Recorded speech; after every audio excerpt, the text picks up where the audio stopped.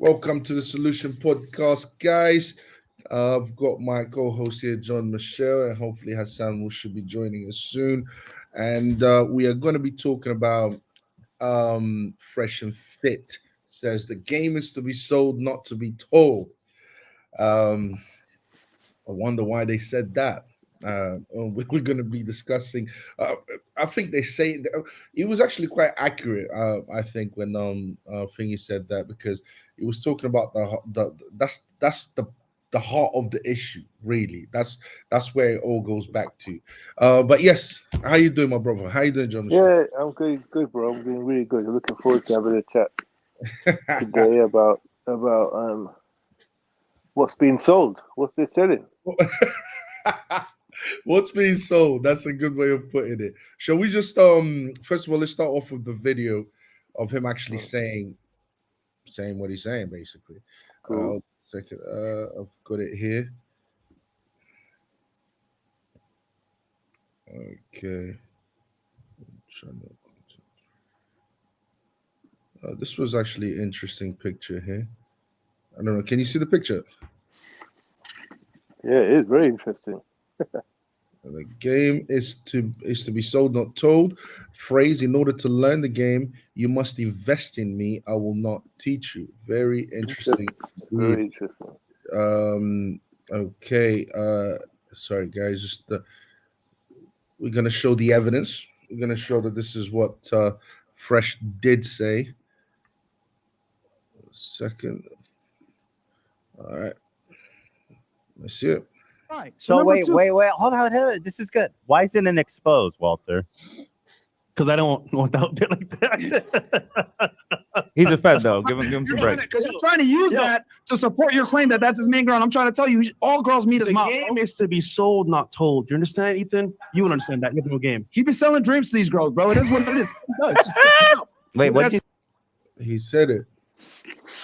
So he said if you caught the next part after, he's selling. What you heard it there. Yeah, he said he's selling dreams to these girls. So so straight away there's an admission there that the whole their way of getting women involves being basically a liar, deception. What they call fake air castles. I mean, he's literally, basically deception. But I'm taking it a step further because I believe this deception goes towards their followers too, as well. I don't think the deception is just for the women that they want to pursue, but it's for them. In fact, it's more important that the men are deceived because men are the ones that had, without them. Okay, let's think about it. Without the men boosting their channel viewings, they're giving them money, subscribing to their channels, they probably wouldn't be in such a financial position. So it's the men that actually are the ones that the game so called is being sold to. And this goes back to what I say about who I believe their core audience are, which we discussed before, which I believe are men that have a incel mindset. In fact, there's a video that we can replay again, which shows you the 5 tenets of incel. Oh yes. Of the incel mindset. And I think if we play that, it will give us more of an idea about. So how these men are so gullible for this, So men are basically the primary target. Definitely. So deceiving men is in their interest. It doesn't just apply to women. And of course it has to be men with an incel mindset type thing. All right, okay. Let's play this video. What does research tell us about the beliefs of the incel community? Incel is short for involuntary celibate. These are people who are frustrated because they are unable to find sexual partners. A study in 2020 identified 5 central incel beliefs from over 8,000 posts involving over 700 unique users identifying as incels. Here are the 5 beliefs. They believe that women are evil, narcissistic, dishonest, and manipulative. The sexual market is unfair, and women have a privileged position in that marketplace. Males are being oppressed by women. They believe that masculine norms involving aggression should be legitimized, and they believe that violence is a potential solution to their problems. Essentially, incels believe that men are a marginalized group, and 2 groups are responsible for this: women who reject them and the men who the women do not reject. What does research tell us? So, I mean, that guy really hit the nail in the head with that point. I mean, it's perfect. You could see how this, with that base, you could see what would be, what would work. How would you market to that base? Well, what you would do, you create an ideology that would literally, first of all, so the first thing he said, men that are struggling to get the women that they want, involuntary celibacy, which I actually believe is a form of, at some level, is voluntary because of the delusions that a lot of, because I've noticed with these incels, there's always a hint of narcissism as well.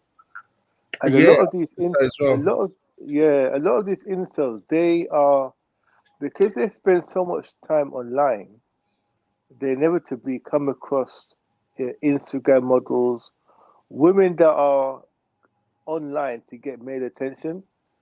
These are the women that these men fantasize over. Okay? So these are women that would typically have a pick of thousands of men because they're in the game of, obviously they're attractive women, young attractive women who sexualize themselves for the attention of other men. But for these men, they actually are prize women. These are the women that if they had anything they could get their hands on, any woman on earth they could get their hands on, it would be these types of women because they become fetishes to them. And that essentially is what we're seeing with the likes of Fresh and Fit. Both of them are pursuing and pursue women of this ilk. None of them are interested in the average women walking around. They continuously are shown for their dating habits that they are going for women who are online sexualizing themselves to men. Is it fair to say that they are why would they go for a woman? Because they tend to hate these type of women at the same time. They tend to go for the women that they tend to hate. So they go for the most sexualized women or the look of. But for some reason, they are also very critical of these type of women. Well, again, it goes back to that what I describe as the incel mindset. It's a very weird. So it becomes a point. So when you fantasize and obsess about something you can't get, that can cross over into a kind of hatred, a love-hate relationship. Basically, what we're talking about. So they have a love-hate. They have a love-hate relationship with these types of women, and the hate comes from the fact that they cannot obtain them. Like they're in. See, the big point that they always talk about is how men are invisible to women. Now, I have never in my life considered myself to be invisible to women, ever. Okay, but these are the men that have the sense of feeling invisible to women. So in order to, so the game is, the goal is to become visible to these types of women. So there was a time when Fresh, in his mind, considered himself to be invisible to these type of women, to the women that he's with now. Okay, through obtaining money, he's now become visible to these type of women. And that is where the game is being sold. That's what their game is all about, guys. And that to me is the ultimate level of simping to me. This is the irony of it all. That they have an issue with simps, but this is ultimate simping. I would say so. Also, the ultimate manipulation. If we go back to the game is to be sold, not to be told. Of the men, manipulation of the men. Yeah. The psychological manipulation of men in order to extract money from them. So it's. I'm not saying that they necessarily were aware of what, or they planned it in this way, to psychologically, target an insecurity that men have, or in this case, an incel would have, and then use it against them. I don't think they necessarily went about in that way. Maybe, you never know, but yeah, it's a manipulation, and in order to actually extract money from these men. So these men, in a sense, are victims of of what Fresh and Fit basically teaches. And I said it before, and I'll say it again. According to their definition of what a 304 is, not mine, their definition, which is articulated many times, and one of the main tenets of being a 304 is a woman that sexualizes herself online. And many times they've literally only mentioned that for specific tenet, the time that they've done that, to identify a 304. Okay? And it's also very interesting that Myron. It's also very interesting that Myron went for the very same woman, right? So it's fresh.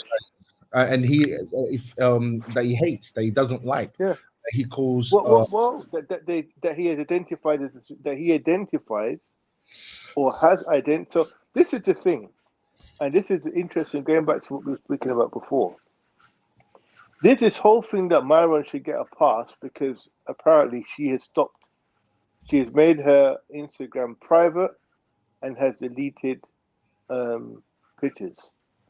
What people fail to acknowledge, which I don't get, is the fact that before she did that, when she had her thousands of pictures up, when she had her page public, Myron pursued her. That's the part that people don't want to talk about. Why was he pursuing her in the first place? Okay, they would argue that, but now he got her. Since he got her, he made her change her. He made her change her profile, and she submitted to him, whatever words they want to use. But my issue is, why was he going for someone like that in the first place? Because these are women that he describes as 304s. So why is he going for 304s? This is why I say they are ultimately what they're teaching is, and this goes by their definition, how to turn a 304 into housewives. That's it, literally what they're teaching men to do, because they're constantly going for the women that they identify as 304s. Yeah, the ultimate test, I guess, if people want to say, "Oh, look, he's changed them," you're absolutely right, bro. They are, this is a recipe for how to turn 304s into into housewives. This really is what it is. But if they really wanted to test that theory out, for example, Myron, Myron has changed her. She's now a new person. Blah. She has submitted to him. Blah blah blah. Okay, then Myron, marry her. Marry her. That should be that. You should have no problem marrying her, because guess what? You've managed to change her. You've managed, but she might take half. She might, but if your theory works, if what you're preaching works, then that means you've tamed her. That means she submitted to you. So you should just be able to marry her and be confident that she would never actually should actually never take half, or she'll never do that to you. Why? Because she has submitted to you. But putting that to the side, I mean, the fact that he went, why couldn't he have chosen a better woman, a woman that did not have 5,000 followers, mostly men, on Instagram, a woman that obviously absolutely, judging by her picture, sexualized herself? Why, if the past matters so much, as he preaches on every single show? He literally says it almost on every single show. The past matters. I think one of his analogies that he actually came up with, I find it very interesting. What kind of car would you choose? Would you choose one with 200 miles on it, even though it's a Ferrari or whatever, or Mercedes? Or would you choose a cheaper car, but it was brand new? And he said, implying that if you're trying to get from here, let's say we're trying to get from UK to France or whatever. If you, which car would you choose? You choose the one that's brand new with no mileage, right? So why would he go for the woman that has a promiscuous past, has a past, sexualizes herself, basically more mileage? Why would he go for that type of woman? That's that because he's an incel. Yeah, that's what I'm saying. Because the root of all of this is low self-esteem and insecurity. This is the root of all of this incel culture. Men with low self-esteem and low self-esteem. Okay, a low sense of identity, a poor sense of identity. This is the root of it all. So as I said to you before, the reason why Myron is going for someone like her, because he remembers in his mind a time where he would have been completely invisible to a woman like that. And by the way, this actually factors in with some of the very brutal and harsh messages that he puts forward as well. Because I'll never forget where he made a point, and the woman highlighted that this is what he does. He made a point of saying that he goes on these websites and gets with women who are advertising themselves, and then his whole goal is to not go through the normal channels of you get with these women, you have to pay for them to go on dates and all that, and then you get to sleep with them. His whole goal was to go bypass the sleep deal going out part and just to sleep with them. And to me, that was a kind of revenge play. It's like I was invisible to you at one point in my life. Now I'm visible to you. I'm going to get my revenge. Yeah, I'm going to punish you. I'm going to get my revenge because this is not normal behavior. Men that have a sound mind and sound self-esteem don't think like this.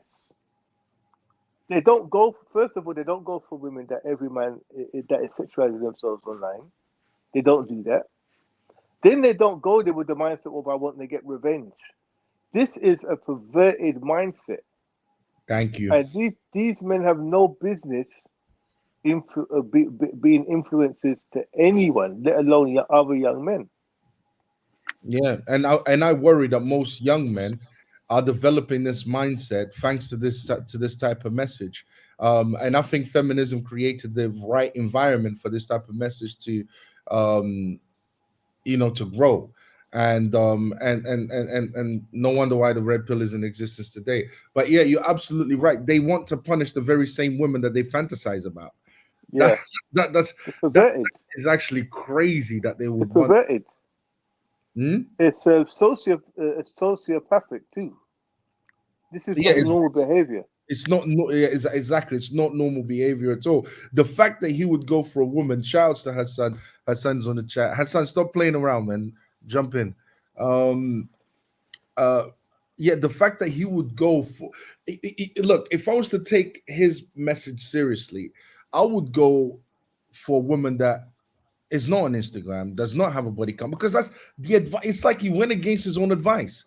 It's like men don't go for these type of women. Watch out for these red flags, blah blah blah. And then guess what he goes and does? He goes and finds the very same type of woman. You would think. Hold on, if anyone is going to go for a different type of woman, and this is why I'm with you that this is a psychological issue, and degenerate, so morally degenerate.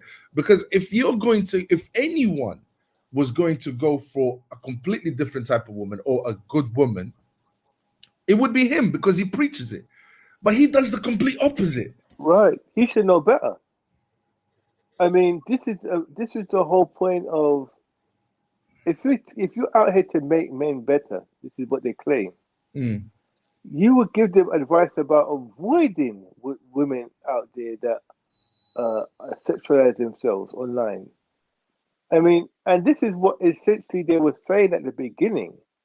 They were giving men all this knowledge about these are the women you have to look out for.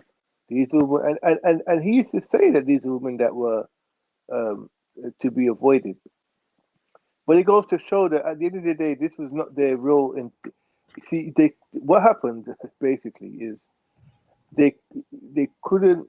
The insert in them was thrashing, and it came out eventually. That's Say that basically what again. happened. It was what? Thrashing inside them. Okay. Like the first film Alien, when the alien was inside the man and then he was Yeah, sick and then yeah. it crashed him. That's them and the incel mindset. And it's funny. No wonder why they I don't know if you've heard them say this as well, but no wonder why money is a prerequisite, or having Right. rules of money is a prerequisite Right. for being able to have some kind of masculine authority over the Yeah. woman. I find that very Yeah, interesting. it's the floss. It's Yeah, the floss. The money is the floss. It's the floss, yeah, but it also helps them to achieve this punishment. Yeah, because that they again, want the to carry on. irony again, Nelson. Because Yeah. what type of women are interested in men who floss? It's promiscuous women. They're the ones No. who are interested. So Right. what type of But women? again, are the interested? whole message, not even the message, how they live their lives, what they spend their money on, particularly Freshness is more directed at.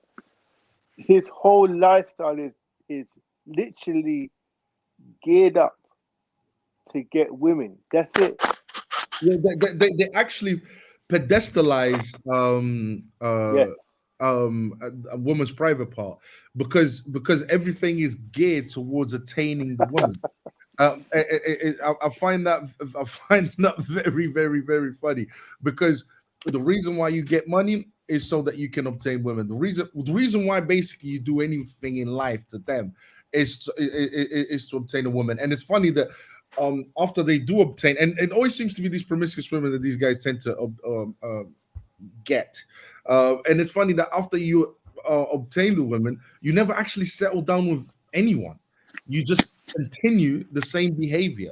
It doesn't actually stop. It's not sufficient for them to actually settle with that one woman and stay with this woman and grow with this woman. They just want to consistently carry on in that behavior. Carry on with that behavior of, it's like repeating the process over and over and over again, almost as if they're trying to reinforce something in their psyche, or almost as if they're trying to tell themselves, you see, I'm worthy. I am worthy. I am worthy. I am worthy Yeah, of. These women were making a mistake when they were bypassing me. But Right. but the thing is instead of looking for a good woman, they don't. They obsess with these women, and it goes back to this fantasy that they have. And you're right. And Ninso has this weird fantasy, this weird way of looking at women in a very sexualized manner. Hassan, what's going on? How you doing, sir? I can hear a lot of noise in the background. Is it stop? Is that you, Hassan?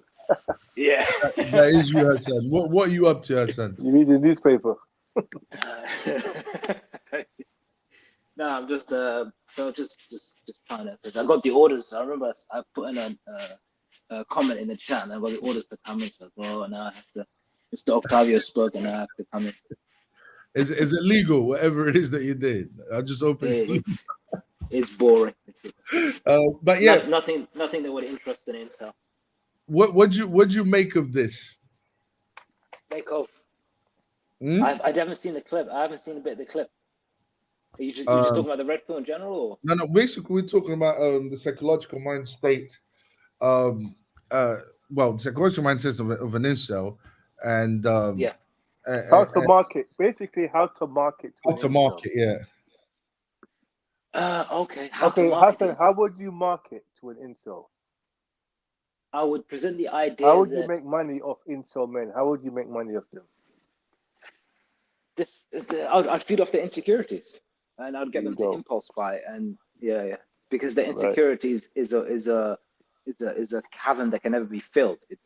It's more and more and more. This is all that they're worth. They're going to betray you anyway. Presume the oral whores, or whatever the expression. Yeah. They're going to stab you in the back. That the good old times are gone. Blah blah. Chaos. Crisis. They're against you. This, that, and the other. Blah blah. They fill them with fear and just present your way of life as the shelter in this modern sexual stool, you know?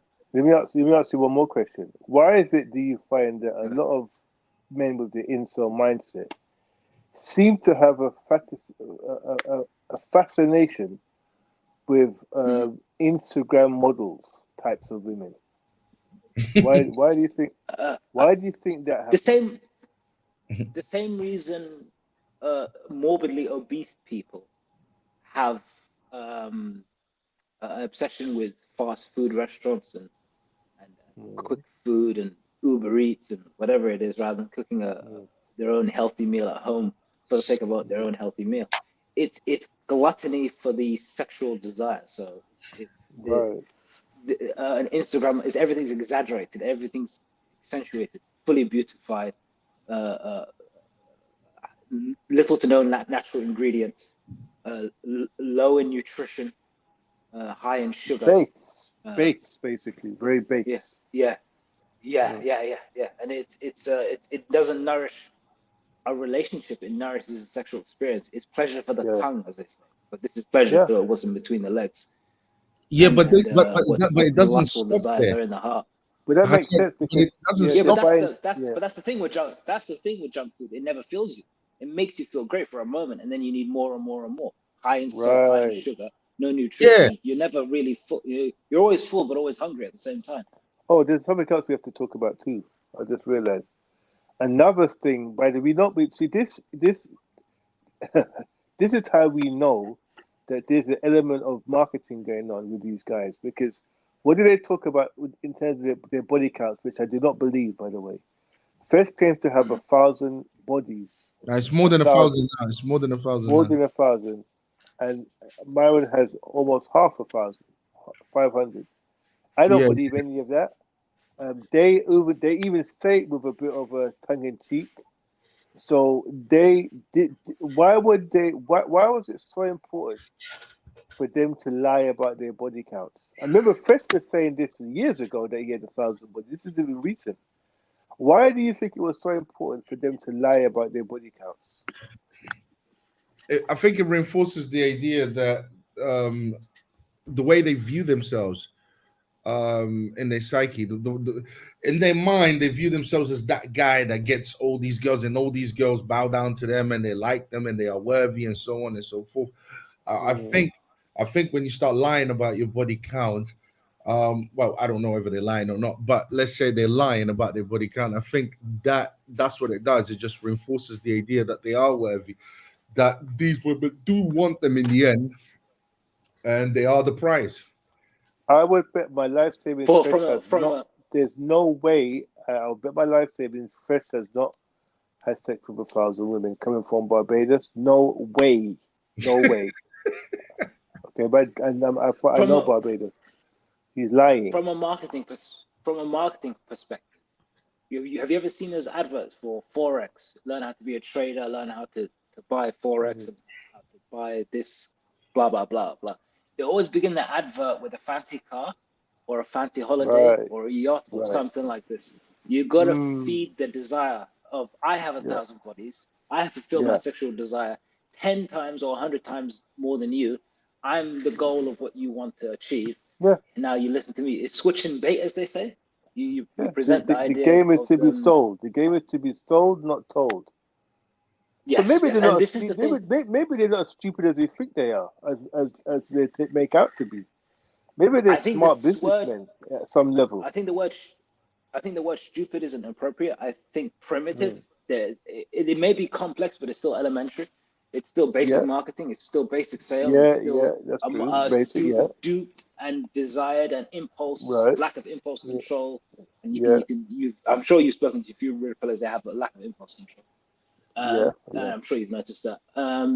Lack of impulse control. What it was is that it's to sell to people who are lying to themselves is very easy, and we all lie to ourselves to a certain degree. But to what degree is the question? To the point where it will alter our morality, alter our lives, and make us become morally decay for the purposes of temporary pleasure. Because if you have 1,000 bodies, or 100 bodies, or whatever it is, that's how many relationships have you diminished and burnt and to the ground, and what could have added up to the nuclear family. You've split atoms and produced nothing of it. And then claim that there is no good woman. And then rely on evolutionary psychology and biology and what does that mean? How much? We need to address this evolutionary psychology bullshit. So, but let me say something this, because if you look at alchemy, I've studied alchemy. Okay, now I'm not talking about just the turning the base metals into gold. So that was symbolic. The actual real quest was to turn the human being, basically a man, in this instance, into immortal. That was the spiritual undertaking behind the physical undertaking, right? You following me on that? Yeah. So this is their version, to turn I'm using the language of their own language, to turn this incel into a homemaker, because Myron calls himself a homemaker. So this is the transmigration of turning the incel into a homemaker. This is the journey. This is their journey. Oh my! Hey. What a journey! From incel to a homemaker. That's what they're selling. And Myron, because we are not misrepresenting the arguments. He did say he said that going to settle down. He said he also said I'm a homemaker. These are the words he used. He said I'm a homemaker. Yeah, I'm a homemaker. Yeah, but he also said that he's never gonna. This is not going to stop. This is not like, okay, there will be a final point. I will settle down. I will be with this woman, and I will be faithful. He said being faithful is for a man is stupid. We need to, basically, I need to enjoy the fruits of my labor, so I need to continue with this promiscuous behavior. So it's not what he's teaching men is don't stop this. Even if you find a woman, don't stop it. I noticed him in the H3 podcast. He said, H3 asked him, "Are you going to settle down?" He goes, "Yeah, of course. That's the nuclear family is important." Blah blah blah, something along those lines. I heard him mentioning the nuclear family. But then I remember thinking in the last Access Vegas or whatever it was, with Rolo and all those other guys, maybe last month, they said the nuclear family is dead. It will only lead to nuclear destruction. Say that again. So when H3 asked him,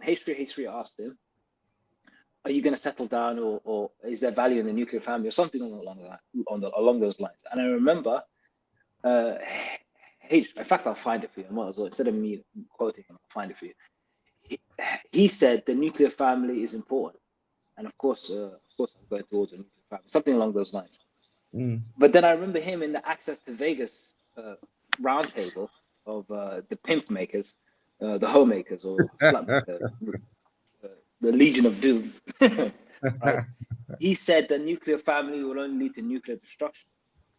Modern day society, there is no option, there is no future, whether you're Muslim or you're Christian or whatever.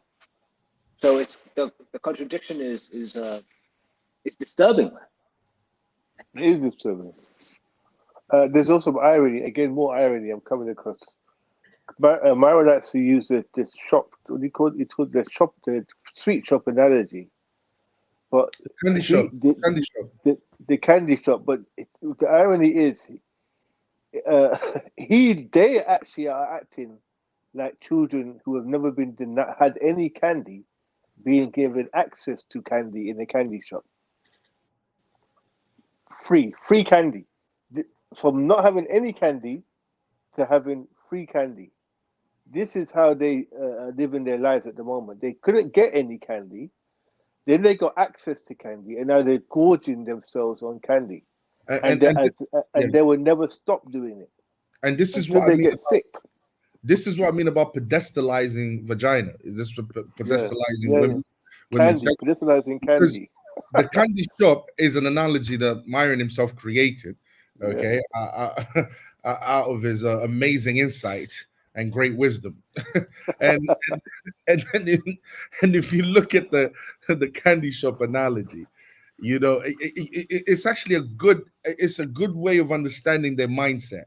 It's actually a very good way of understanding their mindset, because everything is based on sexuality. Everything is based on pedestalizing the woman, pedestalizing the vagina. They are working hard to get into this candy shop.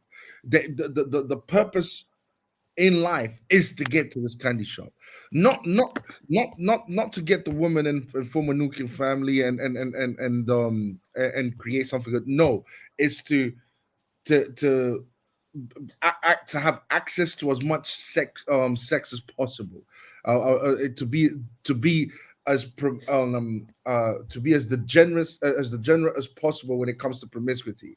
Is to be promiscuous continuously. It's that is the whole purpose why he that is the whole purpose why he goes to he works out, he goes to the gym. That is the whole purpose why he gets saves his money. That is the whole purpose why he gets a good job, and he achieves all of this for one purpose and one purpose only, is to get inside that bloody candy shop and start having sex with as many girls as possible. That is it. Well, we know this because that is an incel, right? And we know this because what did Fresh used to say to try to mock that H3 guy? You don't get. He said, "We get P words, you don't." Yeah. That in itself shows. First of all, the idea of saying that to a married man is crazy. The idea of saying that, just think of the mindset to say that to a married man. Imagine going to a married man and saying to a married man, I get P words and you don't. A married man would look at you like you've gone mad. What the hell are you talking about? I'm a married man, you idiot. Why are you saying that? Why would you say that to a married man? So the fact that he said that shows how deluded he's become. He'd become drunk on his own on the candy to the point where he doesn't even understand what real life is about. Is he? If I can push back on you, JM, for a moment, and put on the unfortunately put on the red pill shoes for a moment. That's good though. We need that. in a civilized manner, yeah. Because I'm not gonna get offended and get irritated and start mocking you and stuff. So whatever you do, whatever you do, don't call up your billionaire uncles. As long as you don't do that. When they became billionaires, I have to get my changed their number. Grandmother. I have to get my trillionaire niece. Can't do that. I'm gonna call my trillionaire grandmother as well. Here's why look at all the billionaires fighting each other. Yeah, like they have the time. I'm done. Sorry, guys. Sorry. Yeah.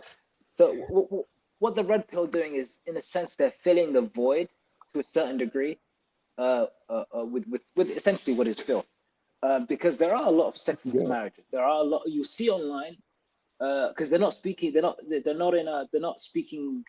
out of in vanity. They have an audience there, and a part of their audience is those. Sorry, Hassan. I just want to pause you for this. Can I pause you for just 10 seconds? I just got to say this because I see where you're going with it. But in the case of what Fred said to Hassan, that guy just says his wife is expecting a baby. So obviously he's not in a sexless marriage. So carry on, sorry. True. No, I definitely he's wrong about history. I'm sure, him and his wife, because they both come from traditional backgrounds and they're both they got kids. Very they're having kids. in certain parts. Yeah, they got kids. Yeah, and they work together, so they have a healthy relationship. And they met. I think they were both virgins when they. By the way, we're not fans of these guys. We're not fans of it. We're making factual statements. They just happen to be the ones. Happen to be the ones. Question. So is there an issue within the world today? Yes. Unfortunately, the red pill is presenting itself, because I've always said the red pill is a placebo. It's more like a red bead than it is anything else. There's no actual solution to it. It just gives you what you want to hear to a certain. You want to hear that everybody's messed up. It's not you. You want to hear that gaining more physical attraction, being more physically attractive, and blah blah blah, and so on and so forth.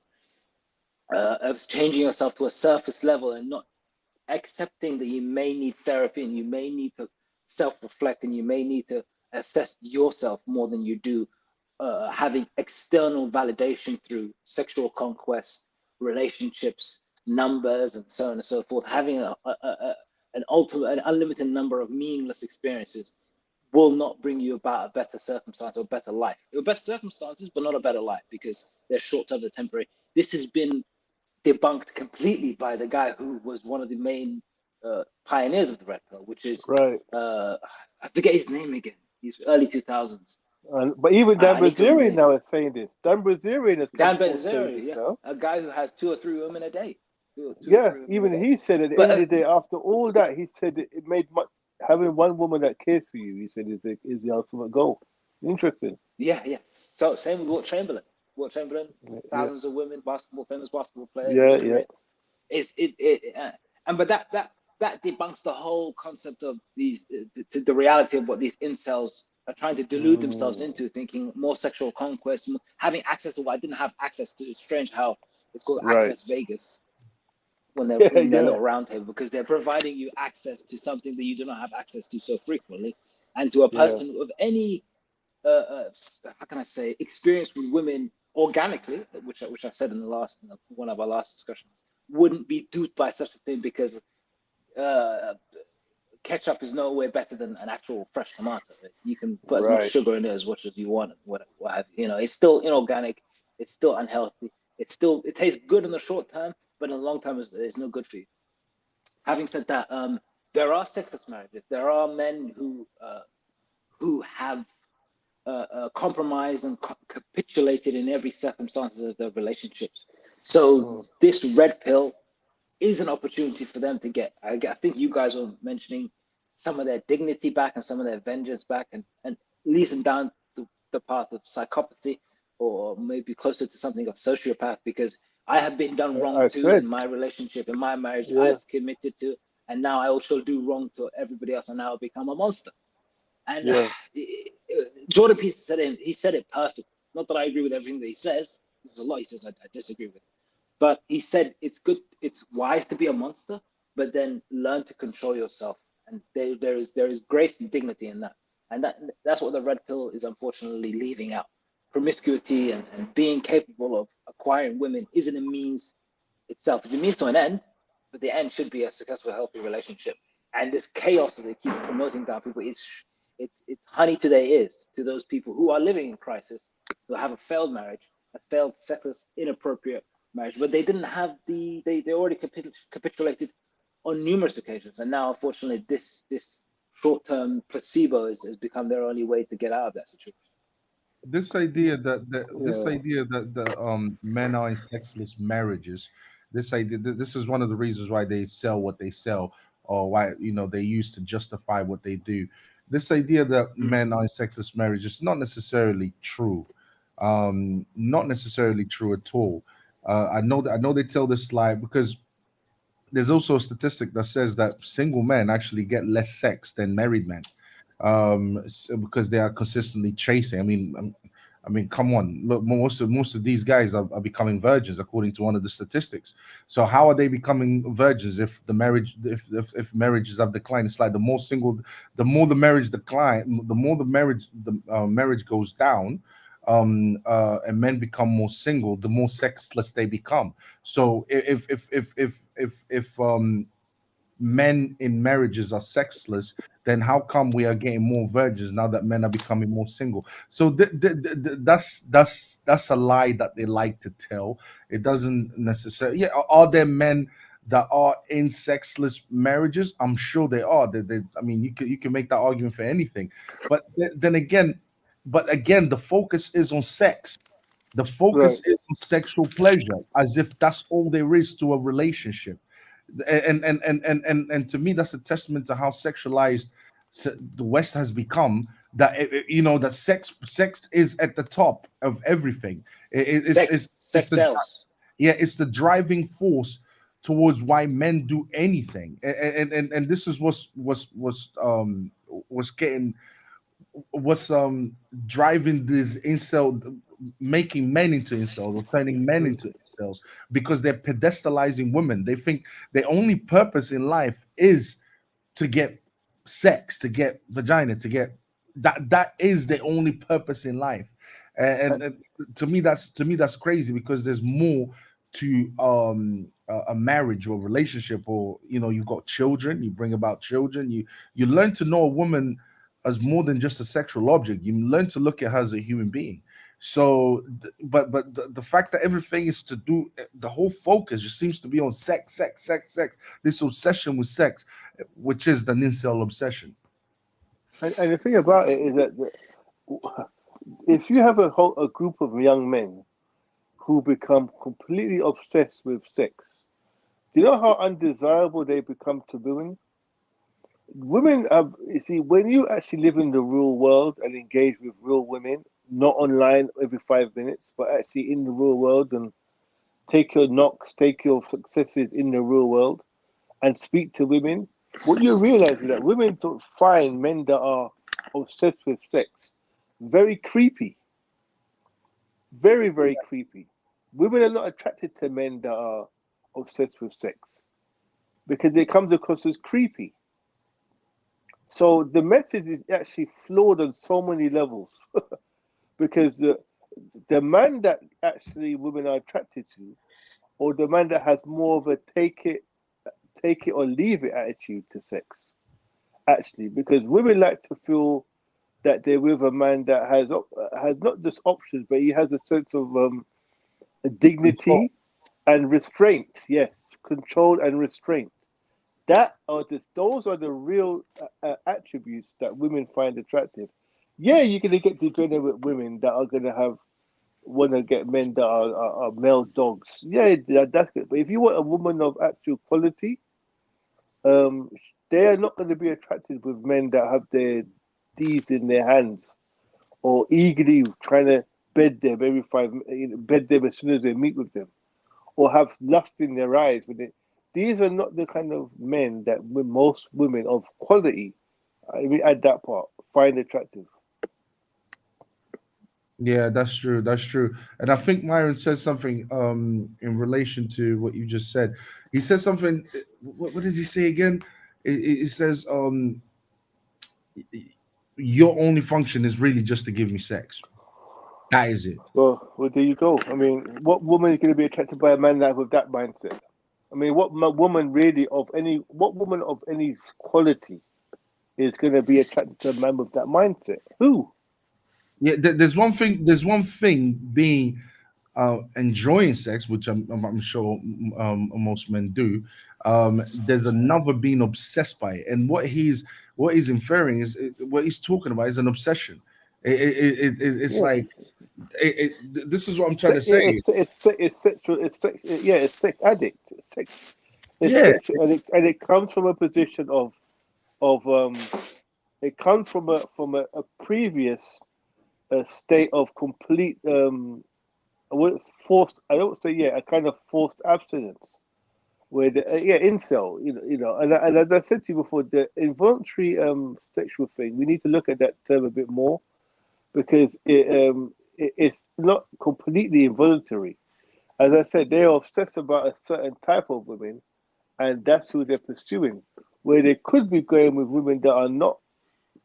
We've heard about men with some certain background saying, I'm going to completely ignore the women from my own culture because I don't find them for some reason desirable, and I'm only going to obsess with a certain type of woman, particularly from maybe a particular ethnic background. That's not involuntary celibacy. That's a level of voluntary celibacy, which is then governed by a very weird obsession with an internet fantasy. Yeah, and this is what I mean. Everyone criticized me for it, not you guys, but when I said the definition is a bit vague. This is why I was asking questions. Well, like, these guys a virgin? What do you mean involuntary celibate? Are we talking about virgins here? Okay, if we're not talking about virgins here, then we know that these men can can get women because they've had sex before. So, like you said, JM, they're looking for specific type of a woman. They're looking for a specific type. They are obsessing over a specific type of women. It's not. They're not interested in necessarily what they can get. They're interested in necessarily something that they obviously are fantasizing about, and this is what they really mean when they say they are involuntarily celibate. So it's not that they can't go out and get women, and again, this is reinforced by the fact that you're not. Are you I mean, I would ask an incel several questions, and I would say, well, how many women do you approach a day? What type of women are these? Because what you will find, and please correct me if I'm wrong on this, is that most incels live online. They live on the internet.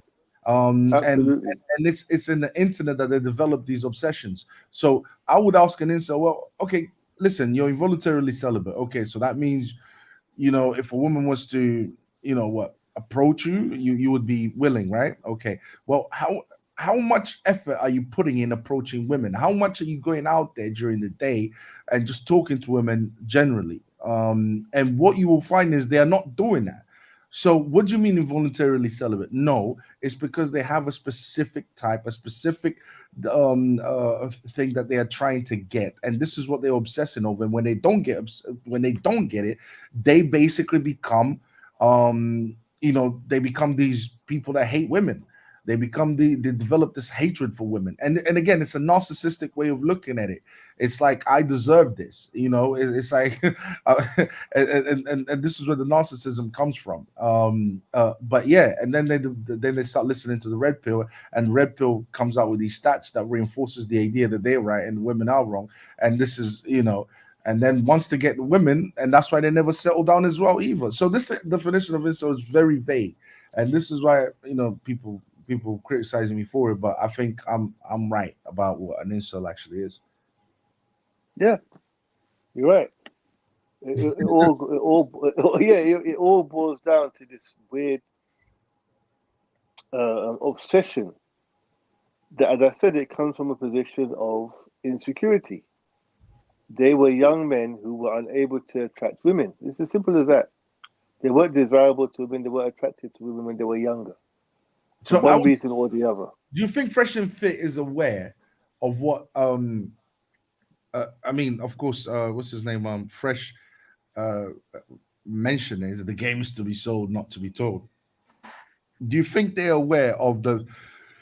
Don't get me wrong, as a business, you're supposed to find something that's missing and you're supposed to fill the void, right? That's the idea of a good business. So you look at the market, you see what's lacking, and then you fill that space, and that's how it works. Do you think these guys are intentionally looking at the market, the dating market, and said to themselves, you know what? We can exploit these men. We can see what feminism has done. And now with the advent of the internet, now that the internet is here, we can actually exploit these men by preaching this. I'm thinking, is it intentional? Is it coming out of the fact that they themselves are incels? And did it come out of that, or did it come out of like strategically sitting down and planning this all out? Because they understand that men have become incels up to a certain extent. That's right. I have a carry on, JM. No, you go. No, I was saying you go first. So is it that they have a specific strategy, and are they cultivating and taking advantage of a very particular large customer base, or is and that they're knowingly taking advantage of them, and that they think that they're unaware that they're causing more harm than good? No, I think that they're actual incels themselves.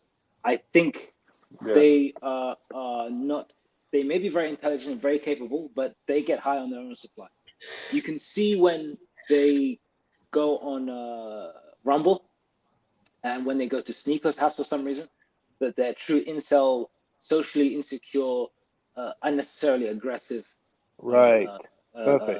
Strange behavior comes out. Yeah. No mature, because that especially in Sneako's house for some reason. In Sneako's apartment, that nature comes out very quickly, and it's. I'm glad you said that. I'm really glad you said that because that's a perfect. Yeah, go and continue, man. Continue. Yeah, when they're at the table, they're businessmen selling a product. When they're in Sneako's house, they're their true selves, who is insecure, who requires a great number of external validation, crossing so many making so many fumbles and mistakes that a masculine, mature, capable man who's just feeling his sexual desire would do.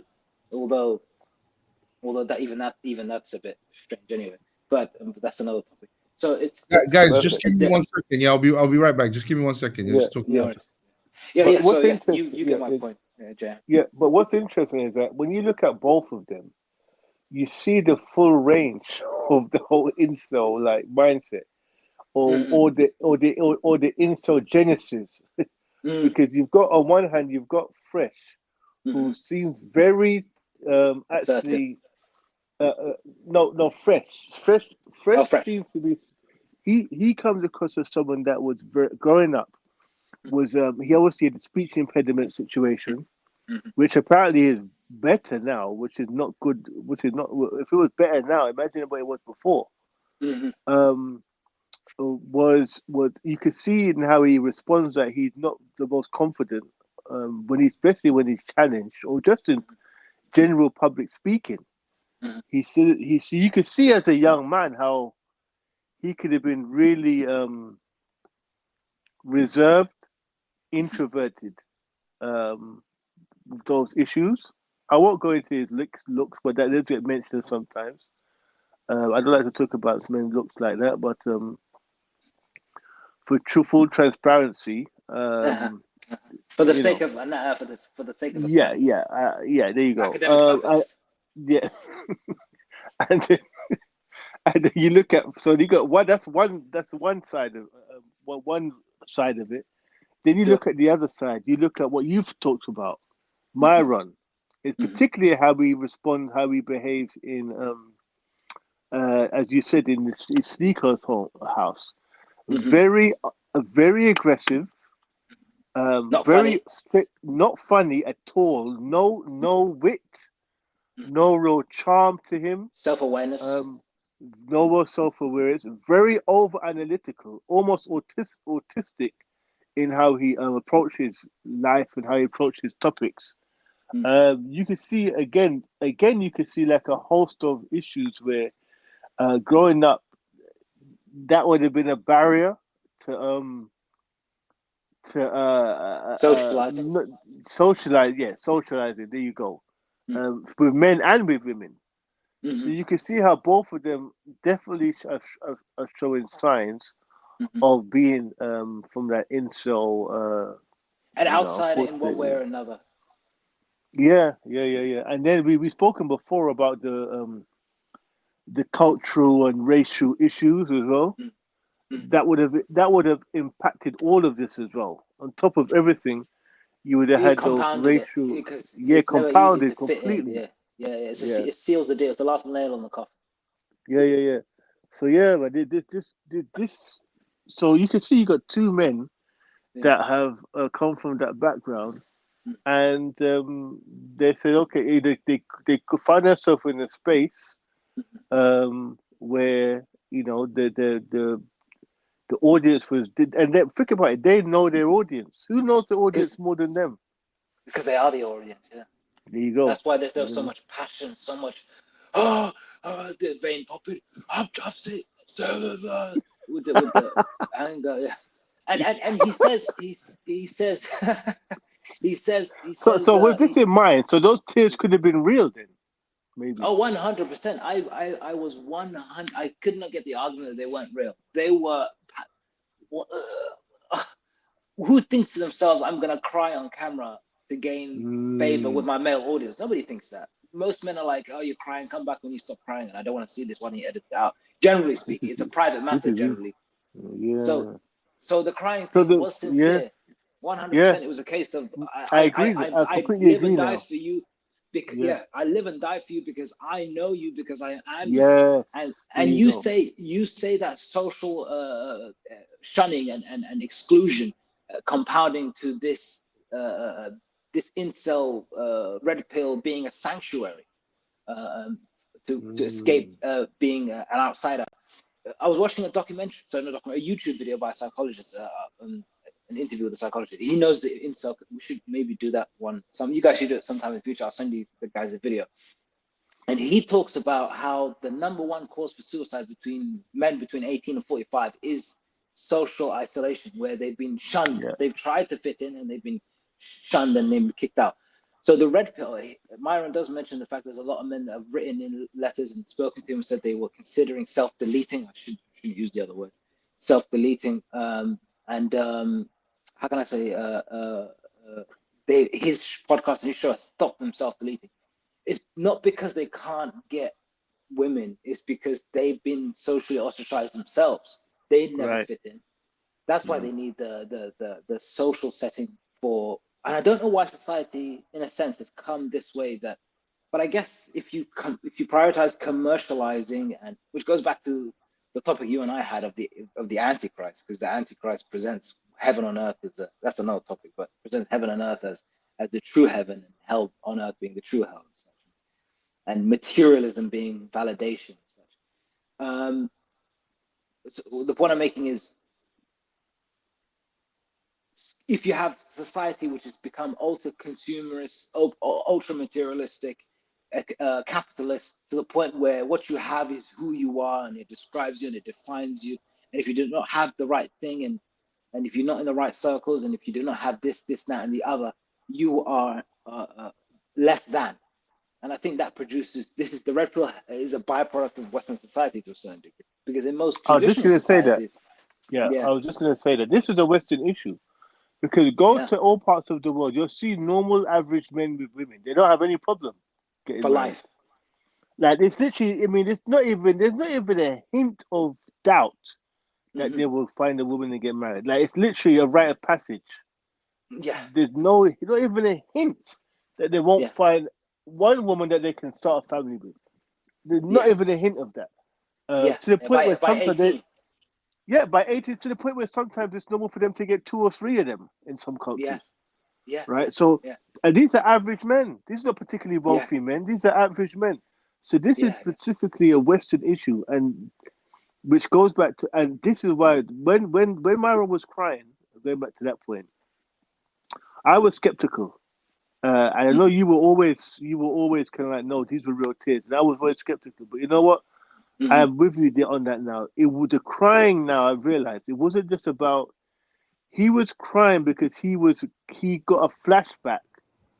And I think he gets these flashbacks of how he was when he was younger and how he was that guy. He was the guy that would have been in the audience listening to him, if you see what I mean. He would have, Maya would have been his savior. So when he had that impassioned plea about, he was talking about himself. Saving kids is one thing, but saving you is bad, because he at least all those kids, the only thing that happens to those kids is they get in traffic, but at least they have friends. I think the issue, guys, can hear me? We can hear you, but we don't want to hear you because we found out you lost the argument. I won the argument. Nelson, Myra was really crying. We realized I realized now with what we've been talking about, and the fact that these we're talking about the incel alchemy of incel to homemaker, and the journey. This is the journey that Myron has made. So when he was crying, he was going back to that initial spot where he was that incel, and he was talking to his incel self and crying over his incel self. That's what it is, bro. He's right. Hassan was right all along.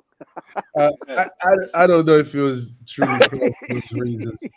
The monetization is, is a bit. The monetization basically goes against his, his purpose, which is, I need to have loads of money in order to punish women, which is. You think too much of him. You think too much of him. You think okay, Nelson. You know what? A very smart person told me one time. He said, whenever you come across a any type of like dilemma or like issue, he said always use the word why. So when something happens, or why did that happen? Then you get that answer. Then you ask why. So I'm going to ask you. You said that Myron. What did you say? Myron is. Repeat what you said. Myron. He needs the money to.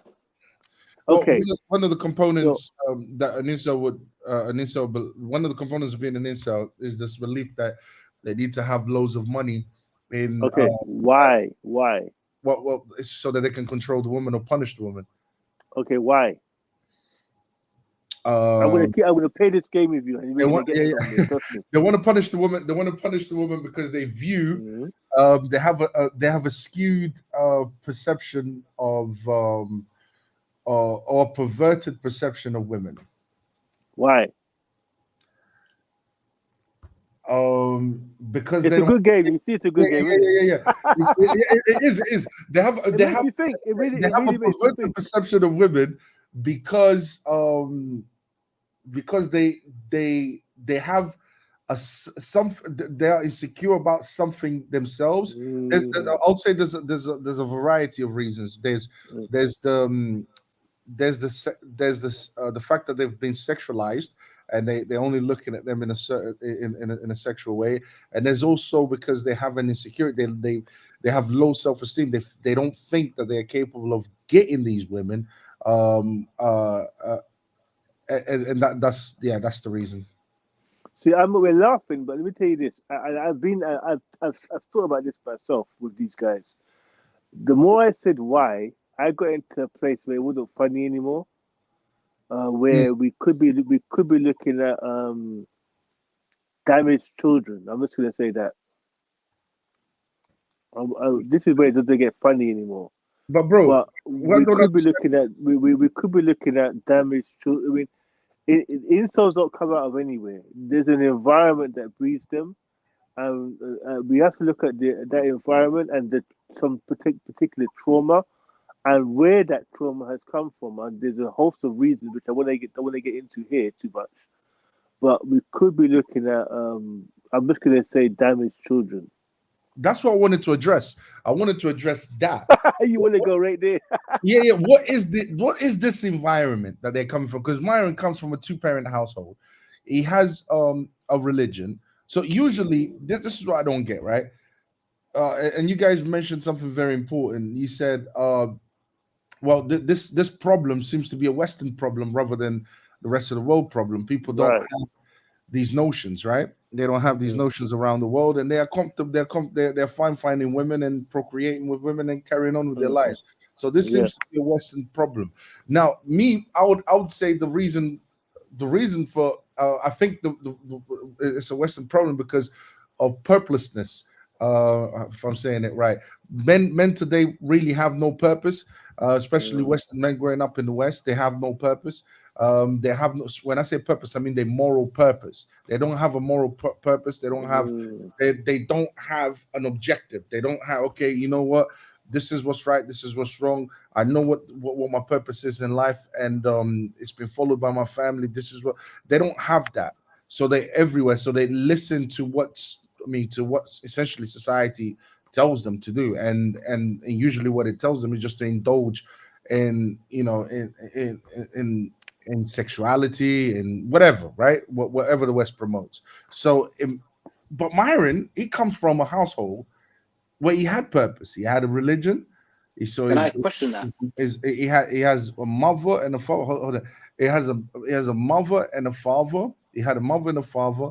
Both of them were religious. Both of them worked hard. Both of them, and what happened to him?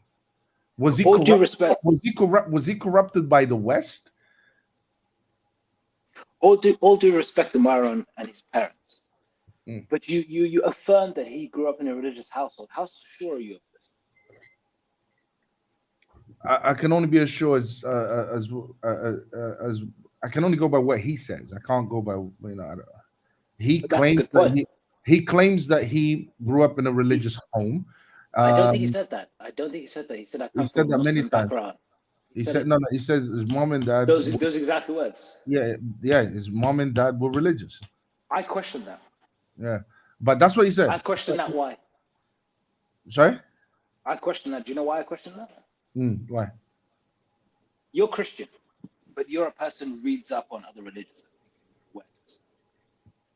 I'll read up on other religions. I think so. From what I've seen, yeah, you keep up to date with Islam. Yeah. You're familiar to a certain degree. So if I was to tell you that Sheikh Albani is a Muslim scholar, would you believe me? Is he? You would take my word for it. You would take my word for it. I'll take your word for it if that's what you If I said. told you Muhammad Hijab is a Muslim scholar, would you believe me? He's a scholar, isn't he? Muhammad Hijab is a Muslim scholar. Is he? No, he's not. Okay. Now, if you're Muslim and you tell me, and I don't know Muhammad Hijab from nowhere, and if you said but to me, Muhammad Hijab portrays himself as a Muslim scholar, though. See, the term scholar is like, it's really high status. It's a person who not only studies the religion, but has practiced it and taught it for many a decade. And usually a scholar is only certified by another scholar. Okay. I heard Myron refer to Muhammad Hijab as a Muslim scholar. And as soon as I heard that, I thought, you're not up to date with what's going on. And you don't know what a scholar is. Muhammad Hijab, all due respect to him, he's a public speaker. He's a public speaker, academic. But he's far too young to be given the status of a scholar. And no scholar would refer to him as a scholar. Right. Not one that I'm aware of. So when I hear Myron say, we're going to have Muhammad Hijab on Fresh and Fit soon, and we're going to have a Muslim scholar, Muhammad Hijab, on. I even heard. Has that happened, one by of the them way? Oh, it's coming soon, next couple of weeks. I would actually think that's going to be a very interesting. I would watch that.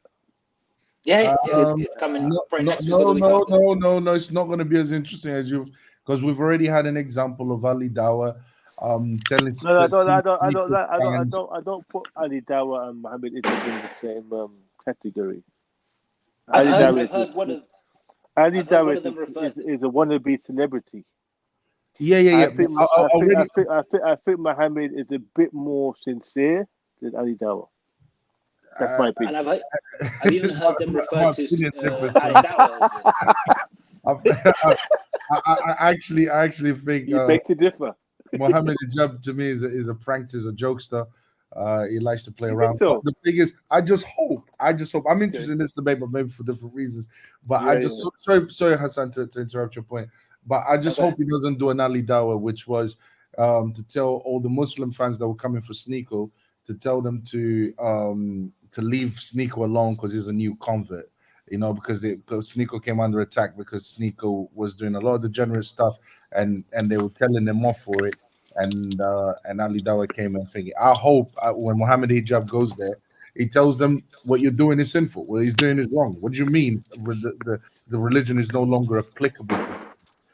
I hope he does say that. I'm going to be looking out for those words. Yes, that's why I say it'll be interesting, because that should be the first thing he tackles.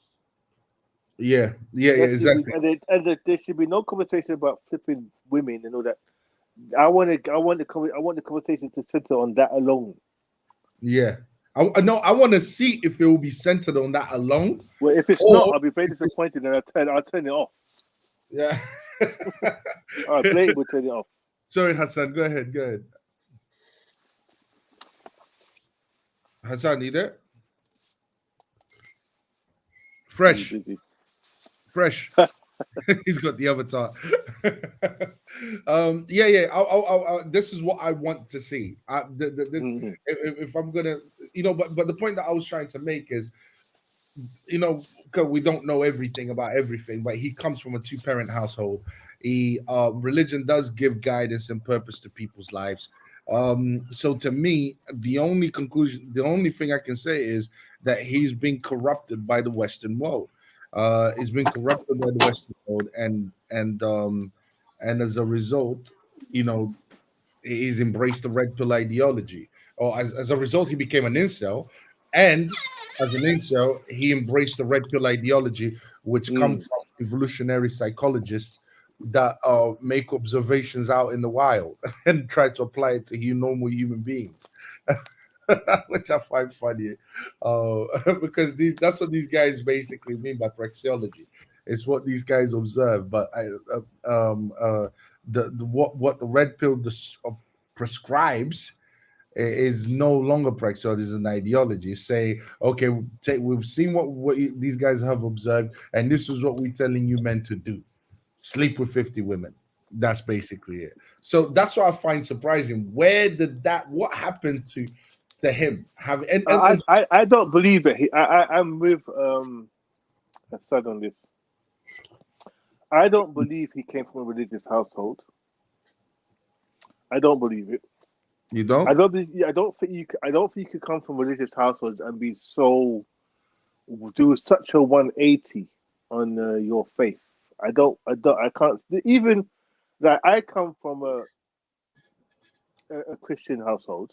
Okay, as you know, I have my reservations about organized religion. Mm-hmm.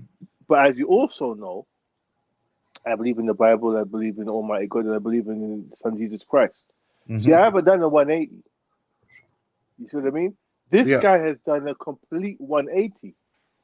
Can you hear me saying religion or God is no longer valid in today's society? You never hear me saying that. No, never. So he is saying that publicly as well. We have to be. So for you to say that publicly when you have your family listening, potentially, to me, I don't believe that he'd come from a religious household. I don't believe he could do such a 180. I don't believe it. Well, he says it. What? I don't believe him though. But what I do want to touch on is this idea of the overbearing mother again, and the weak father. Now that is something that we potentially could be something to look at. With these. He did refer to his dad as a brokey.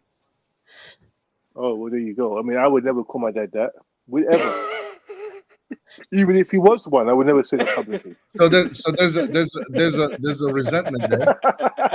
Who says that about their father publicly? Who says that?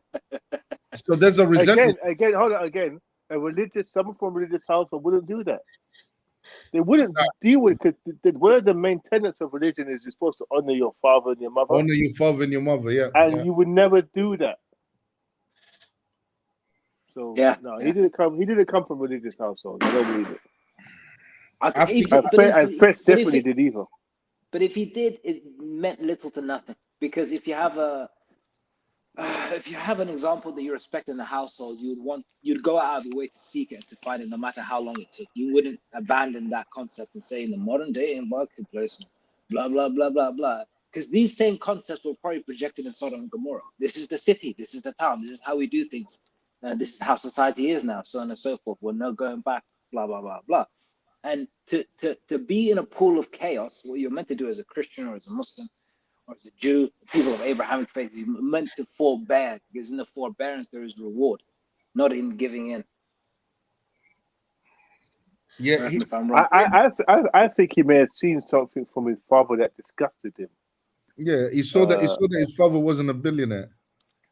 Well, yeah, maybe that, but I think there's something, as I said, we have to always go to the why, and I think that there's something, both of them, and people, young men like him, that we got to go to the family home and the childhood. What about sexual perversion? What about sexual perversion? That's the online part. That's the online part. Yeah. Well, that goes back to Neom as well. Neo, sorry to interrupt, Octavio. Neom had the same pretty much description where he said his father, I think he had some difficulties because he'd hire people and they'll steal from him, and they would do this and they would do that. For a young man to rebel against his father's identity to a certain degree must be a level of self-doubt of what path your father took. So I must become also sorry to interrupt you, Nelson, but also the stuff that they're putting forward, like going on TV and talking about you've had sex with 1,000 women or 400 women. Remember this? We forget that this stuff is done publicly, worldwide, and your father at any point could become aware of that. How would any of us remain here on the panel if for those who have fathers or fathers are God willing still with us or past, who would have said that openly to your father, yeah, Dad, I've had sex with 1,000 women, and you're broken. This is why we wouldn't do it. We wouldn't do it out of respect. We wouldn't do it. Yeah, but this is why I'm saying He's not religious. hold on. I know what you guys are saying, but when He doesn't speak Arabic. When I look at what happened go. when I look at what happened to young men in the West, they've lost respect for their fathers, for their family. They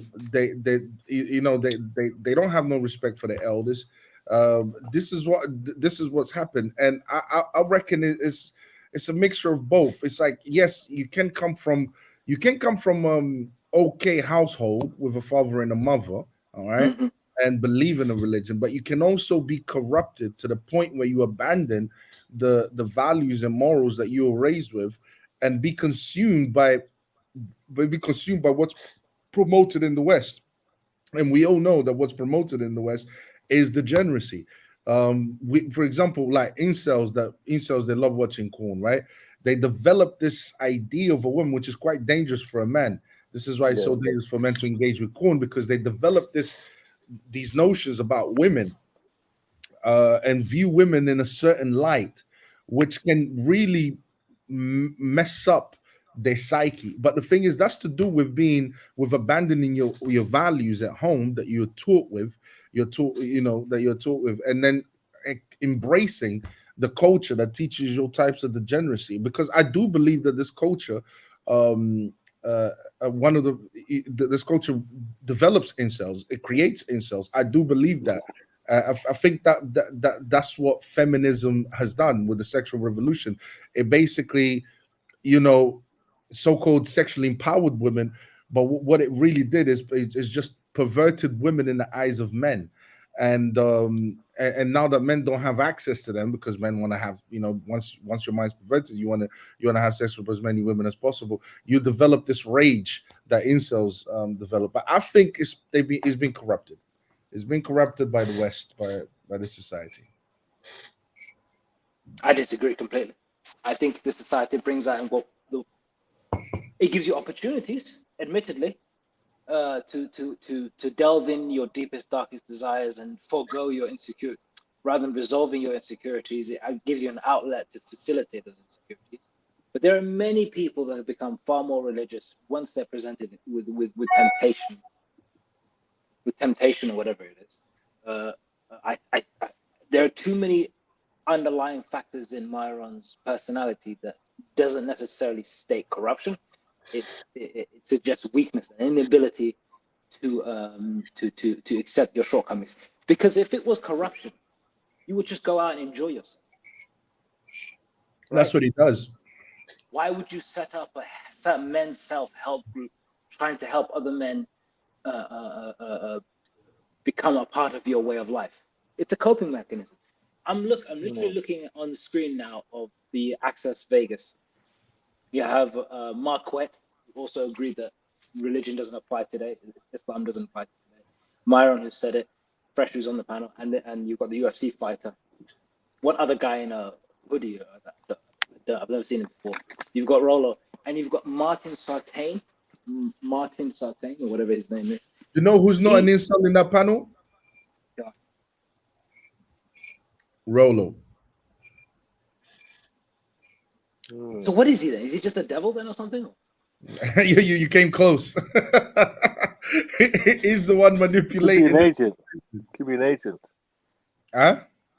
Could be an agent. There you go. I was gonna go there.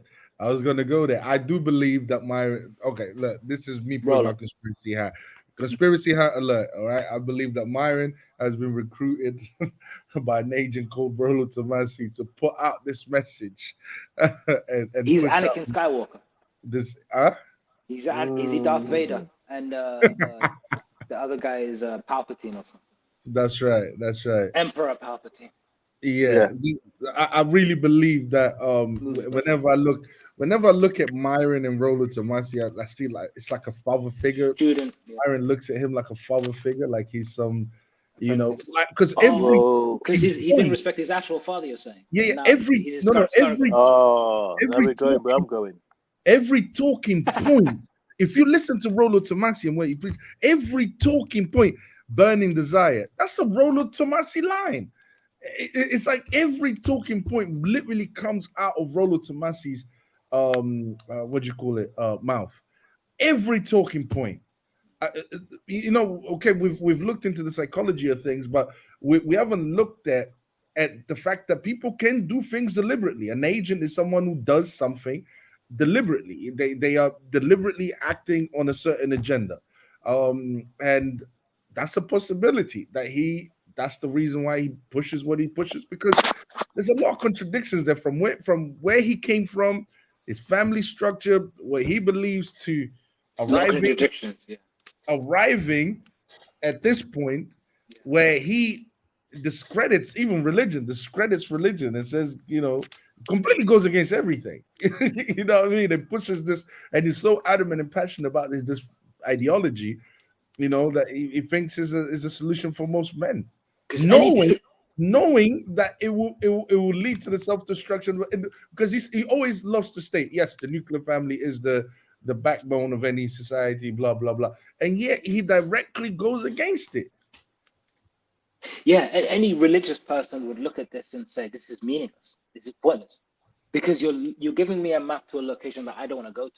I'm not interested in promiscuous women. I'm not interested in these women that have loose morals and such, that I need to check in front of my friends, because she told my friend to shut the F up, that I need to do this and do that, because these women are automatically disqualified. And I do not need their attention and their desire and so on and so forth, because I do not consider them to be worthy of my time. If I have to remind you to do X, Y, and Z, then maybe you're not for me, and I'm not for you, and you don't present a woman worthy of marriage. But the red pill takes and guides men who have seemingly, I'm making the assumption here, of low moral standards, referring to the modern marketplace as if a man's behavior doesn't influence what he sees and what part of the market he goes to, at what time he goes there, and what he looks for, and what he buys and what he doesn't buy. You're a variable as well. You should be far more focused on self-respect, pursuing a partner, because they present women as being cold and heartless and manipulative and ultra vindictive. Because in my experience, no matter how manipulative they can be, it's up to you to how much manipulation you're willing to accept, right? No, yeah. So once they say, she's got this, that, and the other, she's already presented. Well, how did you meet her? How do you know her? What do you know about her past? What morals are you acceptable with, and what morals are you not acceptable with, and so on and so on. That's not cultivated. It's just a case of, there is a crisis. You must adapt, and you must adapt now, and you must do this and this and this. And if you want to buy our course or buy our book or give us a super chat, and we'll now and again we'll present to you the women of the lowest character, the absolute bottom, because even by their own standards, these are women with OnlyFans accounts. These are electronic prostitutes. Who would look at these women as any path of? As soon as they present themselves to you, like, no, not interested. Yeah, but they're not. But they're not looking at these women like that. They're looking at these women as something to use. It's funny, JM. One of my videos. I think it's reached 2,300. The one that I recently posted about the Fresh and Fit one. If you look at the comment section, it's actually scary. It's a recent video. It's actually scary. The comment section, the hatred. It's the hate-free one that I did. That reacted to that. People, bro, their message is prevalent in society today. This is how most men are thinking about relationships, about marriage, about everything. Going back to the game is to be sold, not to be told. I mean, they are really filling that void. They're really filling that void that feminism created. They're really filling that void. And when I look at the comment section, only like a handful of people were like, yes, bro, well done. Like you hit the nail on the head. Most people, and it's funny, the criticisms don't come with any explanation. They don't explain their points. It's just, you took an L, the bad take, blah, blah, blah. Like, but they don't actually I've had to reply to a whole bunch of them and say, can you explain your position? What did I say that you necessarily disagreed with? They don't actually give out an explanation, and most of the time they don't. You know, when even when they reply, go back and forth. Most of them don't. They just want it. They just triggered by it, and they don't actually have an intelligent argument to come back with. Going back to the psychology of it all, yeah, I think that's the game is to be sold, not to be told, because they're spiritually changing people by by taking advantage of their psychology, of their perverted psychology that they developed over the years for feminism. I'm going to go back again to what we spoke about, the root of it all. So I think we've established now that Myron doesn't respect his father, and maybe has for a very long time, maybe up to even childhood. That's so we've established that. We also know that Fred doesn't seem to have a relationship with his father at all. No, he doesn't. Never mentions him. So we have two men, one that has an absent father, one that has a father that the child doesn't respect. And I'm not going to ignore that in terms of why there may have been an issue in their childhood that may have led to certain. I mentioned some. I don't know if you heard the stuff I spoke about with regards to their personalities as well, Nelson. With the full range of the whole kind of incel character, where you have the very introverted, shy, maybe socially awkward young Fresh with the speech impediment that may have been teased for his looks. And then you have the Myron, who definitely had anger problems. You can see that. Maybe slight autism and an OCD. He seems to be very obsessive. Definitely has an anger management problem. Definitely has in terms of he can't seem to socially awkward as well. Very socially awkward. So again, you can see as young kids, you can see how they may have been socially isolated. Therefore, which may be a link to the incel, how they became incels, maybe. Yeah, I'm leaning more towards sexual perversion due to buying into the Western society. I'm not doubting for a second that, but not all men in the Western society are like them, though. No, absolutely. I'm not saying all men. I'm not denying that there is maybe what does Hassan say? Is it overbearing mother? Overbearing mother and a passive father, or and emotionally, physically unavailable father. Yeah, maybe he didn't have a good representation of what masculinity looks like at home. I'm not saying that all that doesn't play into it. I think that's what I'm saying. Is to me, it's several factors. It's not a one thing only. I think it's a heavy mix. It's a heavy mix. A heavy mix. That's exactly what it is. It's a combination of things that eventually leads to this incel mind state. Because as we know, look, involuntarily celibate. It's not really that they're celibate. It's just that they prefer a certain type of women. And I think it's all due to do with sexual perversion. The root of it all is sexual perversion. I don't think so. These people live online. These people live online and they have a certain idea of what a woman should look like. And they've been corrupted by the sexual perversion that's promoted online, and they have a warped view of women, and as a result, I completely disagree. If you don't, how come you disagree? That's impossible. Because if you take when you analyze the incel in every description, whether it be a narrow definition or a wide definition, once you take away the factor of women, there are another 99 problems that they have. They have a problem. They're very right wing for some reason, whether they be black, white, or whatever. They're quite racist for some reason in one way or another. They're emotionally unstable. They are materialistic and very, very shallow. They emotional, as they've already mentioned. There's a variety of Sorry, bro. Carry on. There's a variety of personality deficiencies within them. Women is just a very visceral and universal currency of validation.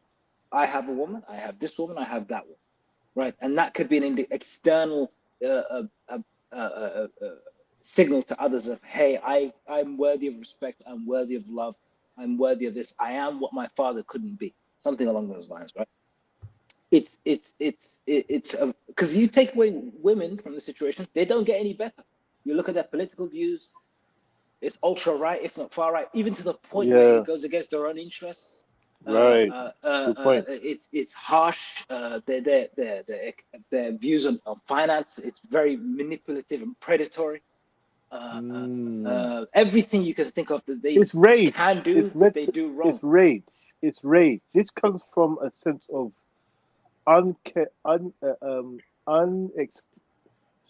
frustration, extreme frustration. When you're frustrated as a young child and you feel denied, the rebelliousness can last a lifetime. And it manifests itself in different ways. There you go. It manifests itself in different ways. The aggression comes out, so they lash out, they go to the extremes, and there must be someone they can hate. But why? The more the better. The more the better. So if it's women, if it's other minorities, if it's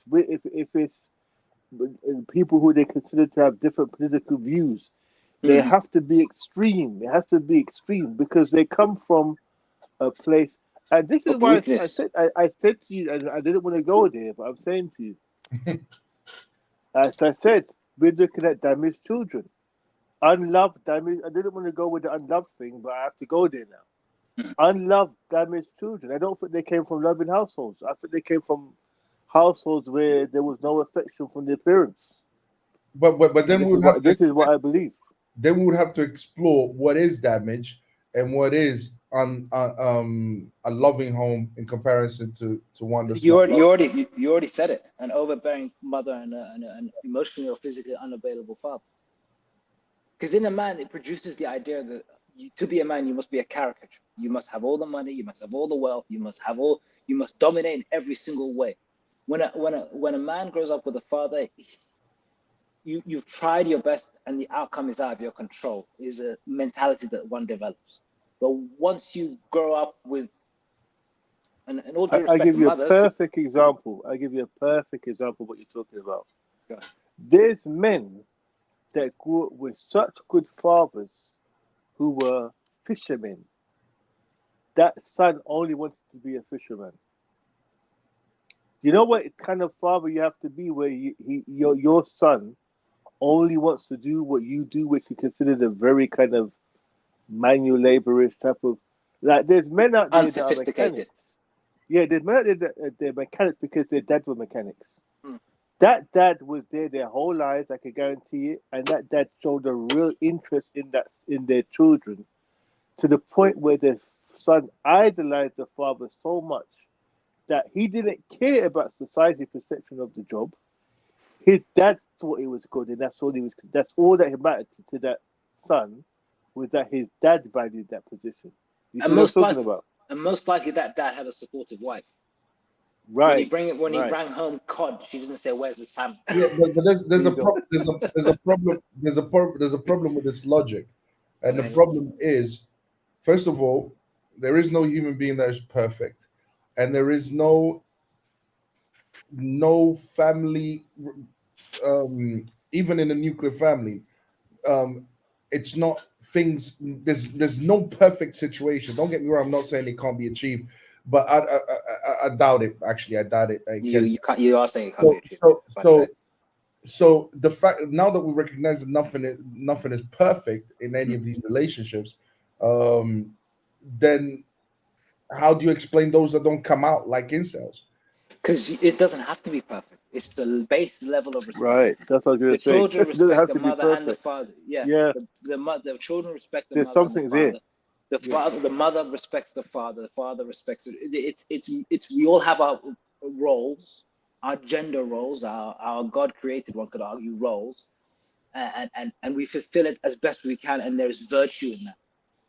And It there's goes back to virtue that. Remember Boys to Men, Boys in the Hood? That film, Yeah. Boys in the Hood. Remember the dad that everyone respected, and the son respected. The dad he wasn't with the mother. Oh yeah, this is That Lawrence was a Fishburne's divorced. character. That was a divorced father there. So obviously he saw some dysfunction. The son did with the father and the mother. His son, he wasn't perfect. The dad wasn't perfect, but he had enough of character that the son was able to still have a lot of respect for the father. So it doesn't have to be perfect. It doesn't. Yeah, it doesn't have to be perfect, but there has to be enough. What we are saying then, an incel is for you, in order to create an incel, in order to you have to come from a home where, in a sense, everything is an imbalance. So, for example, the mother doesn't respect the father. Poor fathering. I would go there with it. So you'd go where? Fathering. Poor, even you know the famous incel that killed people.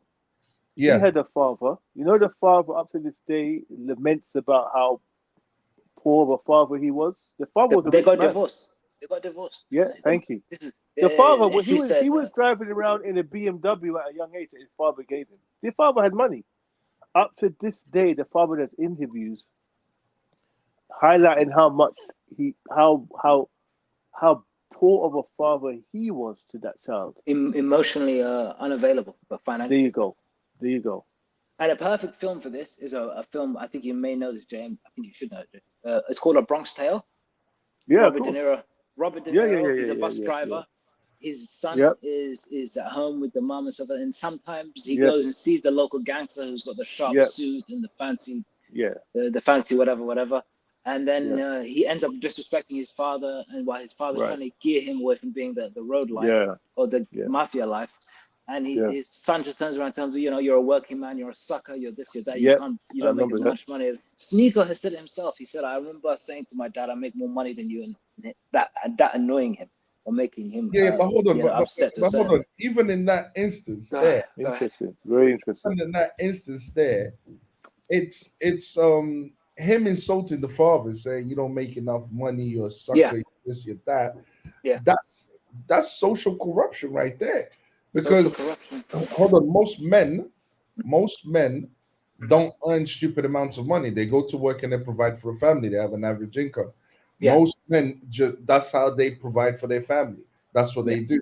So the lack of respect that he shows for his father in that instance, to me, came from somewhere. That lack of respect was indoctrinated, was influenced. He was influenced somehow to believe that his father not having a certain lifestyle, not earning a certain amount of money, somehow made him not a good father or someone worth not respect. Well, I blame the father. I blame the father. Sorry, I blame the father. In that scenario in Bronx Tale, the father reprimands him over and over and over again. He reminds him, this is not the way of life. The work. He goes and confronts the mafia guy and he tells him, leave my son alone, so on and so forth.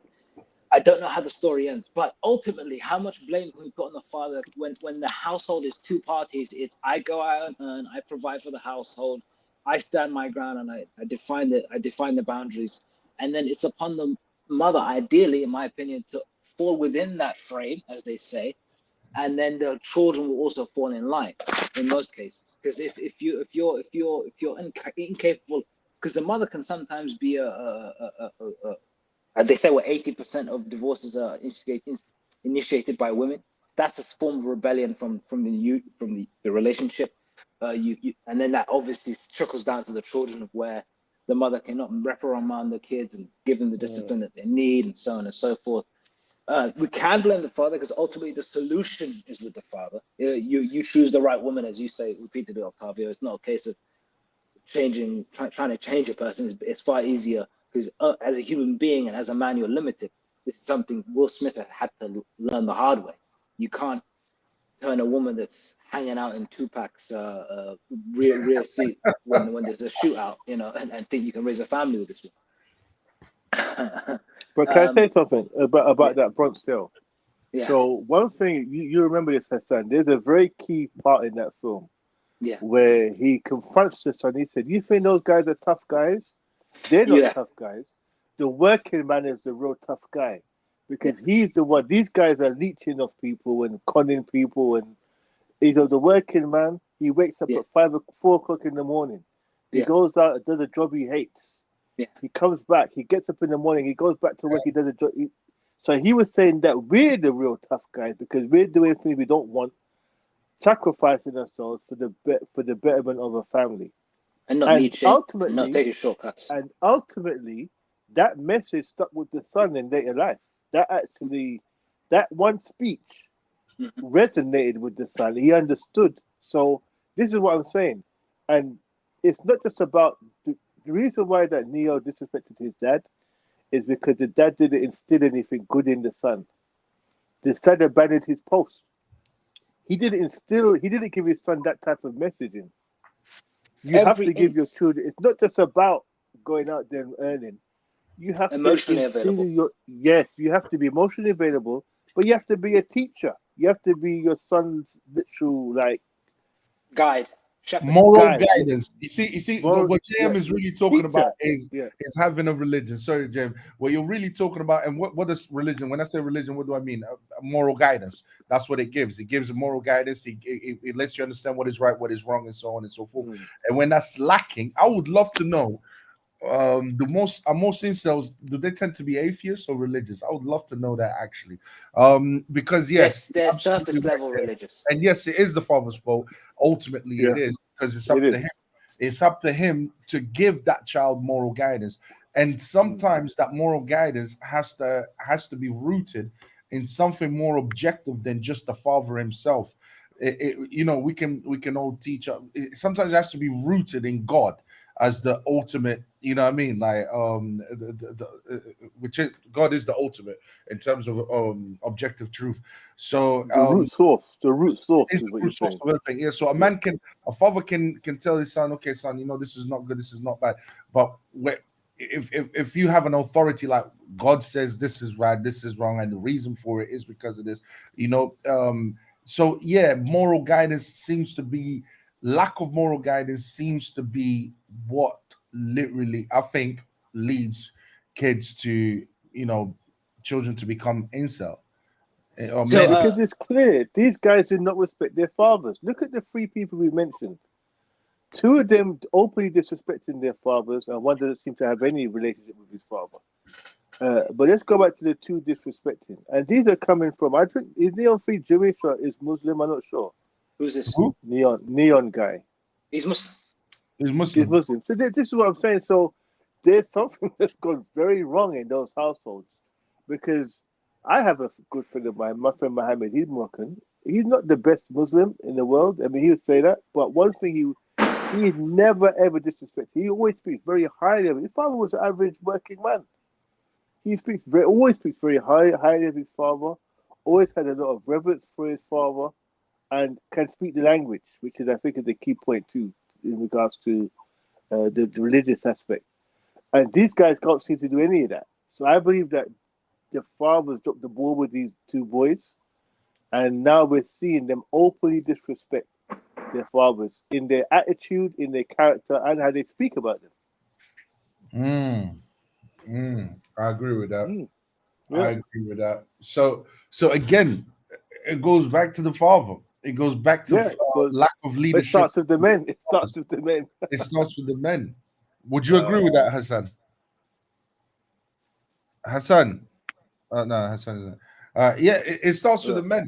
Then so basically, incel mindset. It starts with men. Yeah, starts with the men. Lack of everything does. As we everything does. Everything goes back to that. Wow, that is so true. And yes, and the title of the game is to be sold, not to be told. I really think there's only 2 possibilities to me. Lack of leadership from fathers, and another one which I'm willing to entertain, and I think it could be a mixture of both, but maybe someone is working for someone to push a certain ideology forward. Can you trace that? That's something. Sorry? Can you trace it? That's it. Can you? So, What did you say, Hassan? okay, so my question is, can you trace that? Because you can trace feminism to the early writings. Can you? Is this a new era that we're seeing? First wave red pill, second wave red pill. Yeah, like you can trace it. For example, I don't know if you guys believe in the theory. Oh, this is second wave red pill, other guys. This is second wave red pill. Second wave red pill. Okay. It is second wave, because let's be honest, we don't like to call Kevin Summers red pill, but let's not pretend that he wasn't kind of associated. And he was the first wave.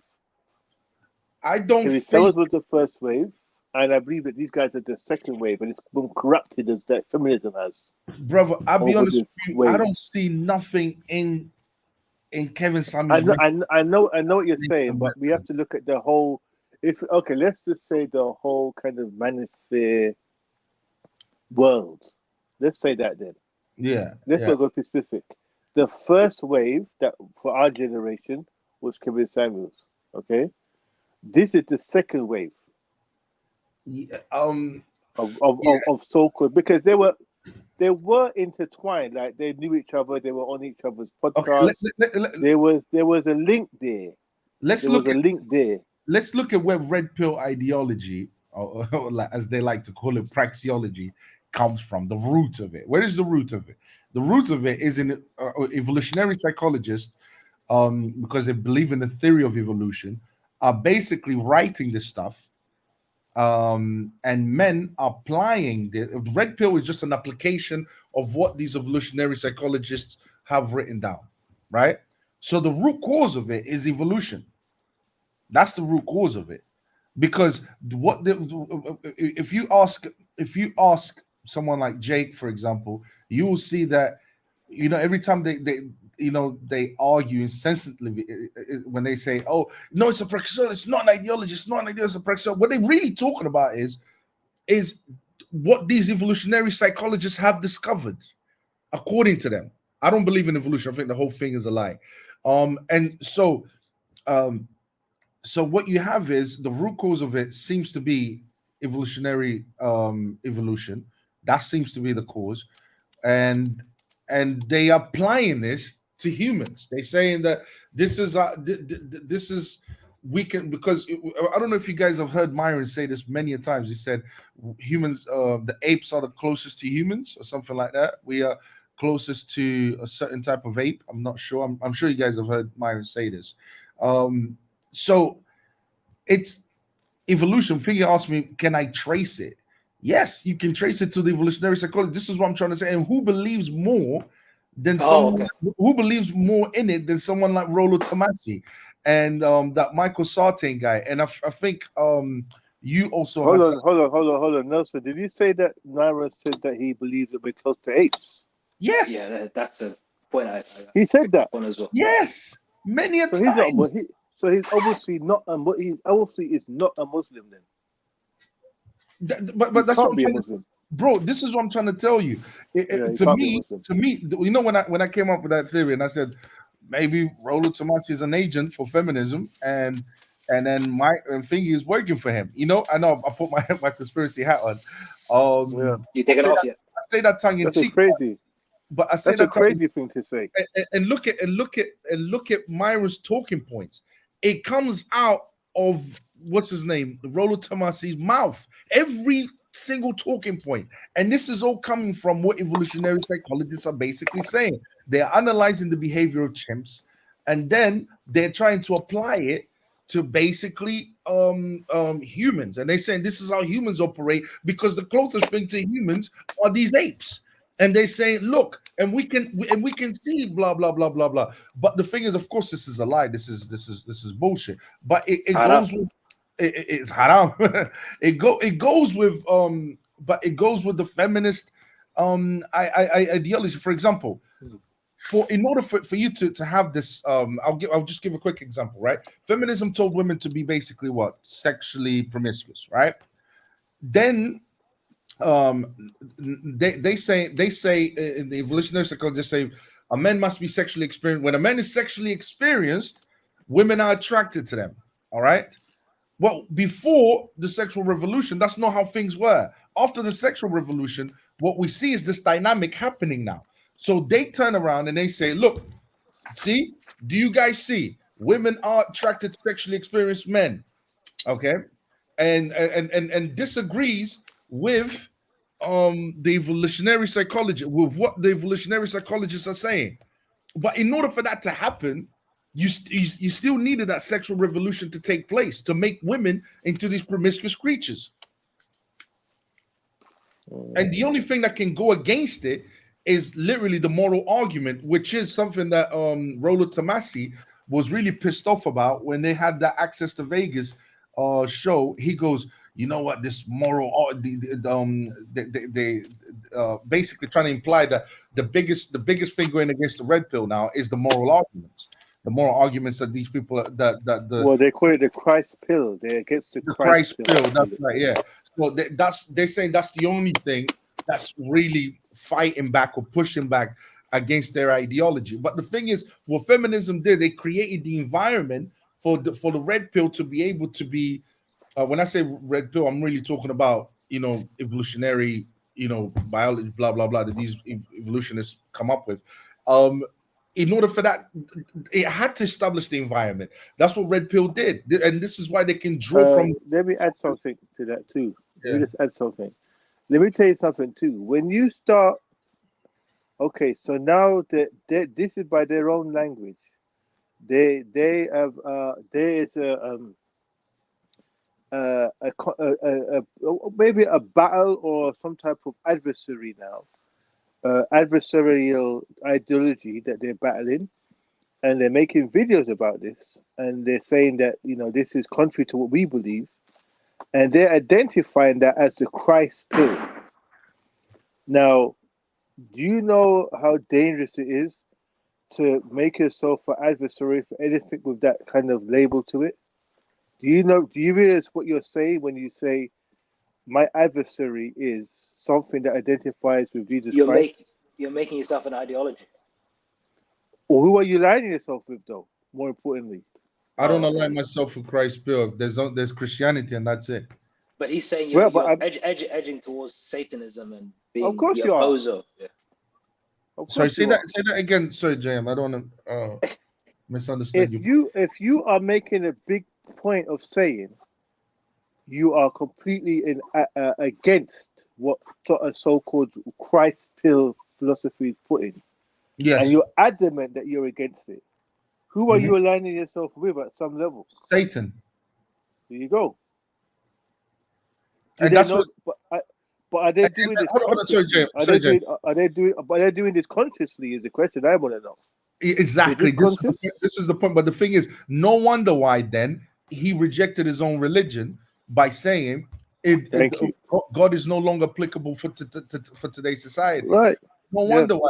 This is what makes me believe. This is why I came up with this thing. And this guy's an agent. He's an actual agent. Maybe he's consciously and he's aware. Is consciously working for the destruction of the Western world. And he's doing this consciously, and he's aware of it. He's working for Satan, and this is what I think. Look at Rollo Tomasi's 9 rules, or 9 or 10, or whatever. Well, Rollo Tomasi is associates himself with heavy metal Satanists. I've seen the clothing that he wears, and the whole look is of the 80s devil worshipping type of AC/DC, Led Zeppelin era. That's his people. That's it all, bro. It all fits. Yeah. I know Hassan doesn't believe in any of this. He doesn't believe in the spiritual argument. But it's just something that I entertain, Hassan. Don't take too much offense to it. he just believes it's probably an overbearing mother. And that's the reason why he's advocating. It's a lot of different things. It's so many different things. I think at this point, there's no right or wrong. It's so many different. Of course, we are entertaining these ideas, but I honestly believe, bro, the red pill, the way it has taken hold of men, and how men, the way it agrees with the modern men, it's scary. The way it agrees with the modern men is scary. And the modern men are really falling for this. I know it because whenever we give any pushback, you see the cognitive dissonance when these guys are the cognitive dissonance when these guys are trying to defend the red pill, and because they can't even defend it. Look at the chat. Look at WhatsApp chat, bro. Look at when I see that, it's like when you have a baby with a pacifier, and you take the pacifier away, they act up. So when you take the red pill away, this is their comforter. This is all they have. Yes. Yeah, this is all they have to remember. There's rage, there's guilt, this is the purpose that they're looking for. This is the purpose that they're looking for. They remember, it's like they made them purposeless. How do I say this? They made them without purpose, right? So feminism and the West took the purpose out of the equation. And this is what they are offering as, look, you do have a purpose. Here's the red pill. And let the red pill be your purpose now. Imagine a man finally finding some kind of direction in life or guidance in life or some kind of, a sense of right and wrong, a sense of purpose. Okay, all right, I know where I'm going now. Women are bad. Don't marry them. Blah, blah, blah, blah. It's perfect. It's perfect. It is perfect. You're right. That's what's happening because he agrees with. Look, I'll just do a quick experiment right now. Yeah, with V. Evolutionary psychologists say that men must have sexual experience. Women are attracted to sexual experience, right? To men that have sexual experience. That's what evolutionary psychologists say. All right. Now, what would you get from that? Say that again. Evolutionary psychologists, this is something that's been going on in the chat, and this is what I'm trying to say. This is the cognitive dissonance that I'm talking about. Evolutionary psychologists say that women are attracted to men that have sexual experience. All right, and hold on. Before I even ask this question yet, this would have not been possible in a society where promiscuity is shunned upon, where most people don't have a promiscuous past. Most people are not out here having sex with different women. Women are not doing that. Men are not doing that. So you couldn't even come up with this idea in a society like that because you wouldn't see it. So you had to be fair, though. To be fair, that is a fact, though. What they're saying. I don't believe we disagree with it or not. Yeah, whether we disagree or not, women are attracted to men. Yeah, but this I'm not saying it's right or wrong, by the way. I'm just saying that is a fact. I'm saying promiscuous women are attracted to that type of men. Promiscuous women. No. Think of this, right? Now, if I was to say to you that women are attracted to men with sexual experience, okay, what would you get from that? If I was to apply it to, if I was to hear that, what would that mean to a normal man? A young man just heard you say that. How would he interpret that? Gain sexual experience. That's look how simple that answer was. But you ask one of these red pill guys, right? And they can't answer the question. They find it, they go through, they won't answer it. It is crazy to me how they will just deny it. I was just like, what do you get? It's just a praxeology. I don't know what you're talking about. No, seriously, they will not answer it. Any men listening to that to a line like that, or you need sexual experience, women find men with sexual experience attractive, they would immediately understand what that means. If a man wants to hear that, he's going to think, I need sexual experience in order to figgy. But red pill guys will not admit to it, because then the question is promiscuity good for women? So if promiscuity is good for women, is promiscuity good for women? We know that it's not. So if it's not, why would nature allow us to work against ourselves? Because men don't want to sell. I think I agree with you at some level, I disagree, I think, a bit. Because I think in a woman's natural state, and we see this through history, women, first of all, they want older men. Most women want old men who are older than them. And with that age, has to come more experience in all areas of life. Yes. So I'm not saying that they want a promiscuous man. I think they don't. So I'm not saying that, but I think they will. The idea of a man that has experience in lovemaking or relationships or just being around longer and experiencing life longer is attractive to not just promiscuous women. I think it's attractive to most women. I'm not saying that they want promiscuous men. Let me get that clear. But they want men with more experience than they have. You see my point? Yeah, but here's a problem with the red pill. They would say the baseline for a modern woman is if she has a higher body count on average than the average then that's man. where I disagree. And then the next point is, well, I have 40 bodies, and then somebody will say those are rookie numbers. Yeah. So it becomes the sexual experience becomes an objective, not circumstance. Yeah. But And that's the problem. It's definitely corrupted within that whole red pill thing. What I'm saying is completely corrupted. But I think out of the red pill space, what I'm saying, there's some truth to it. Out of the red pill space, it's 99% true. I believe that women. Lie. I believe that women, when we talk about women being attracted to a man with experience, I think what we're really talking about is a man that is secure in himself, or a man that exhibits or shows confidence, that shows that he's capable. This is what women are really attracted to. I don't think it's to do with promiscuity. I don't think it's to do with he has slept with many women. Only a promiscuous woman would find that attractive. But I don't think when we talk about woman is attracted to a man that has experience, what we're really talking about is a man who can provide, who has an air of confidence, who can take charge, who isn't inexperienced. Exactly. But with the things that you're describing, a man that can take charge, a man that seems, worldly at some level. Not actually worldly, you know what I mean? Just, ways of the world type of thing. Just being around longer, experiencing things. Not naive. Could take charge, not naive. Some of that does come from having experience with women. Yes. Yeah, it has to come from. Yeah. Because it comes organically. A woman, it comes organically. And as I said, I'm not talking about a man that has sex. Yeah, it doesn't mean a list of bodies. It doesn't mean having sex with many women or anything like that. Yeah. I'm just saying that there has to be an element of maturity. Him having experience, which is fine.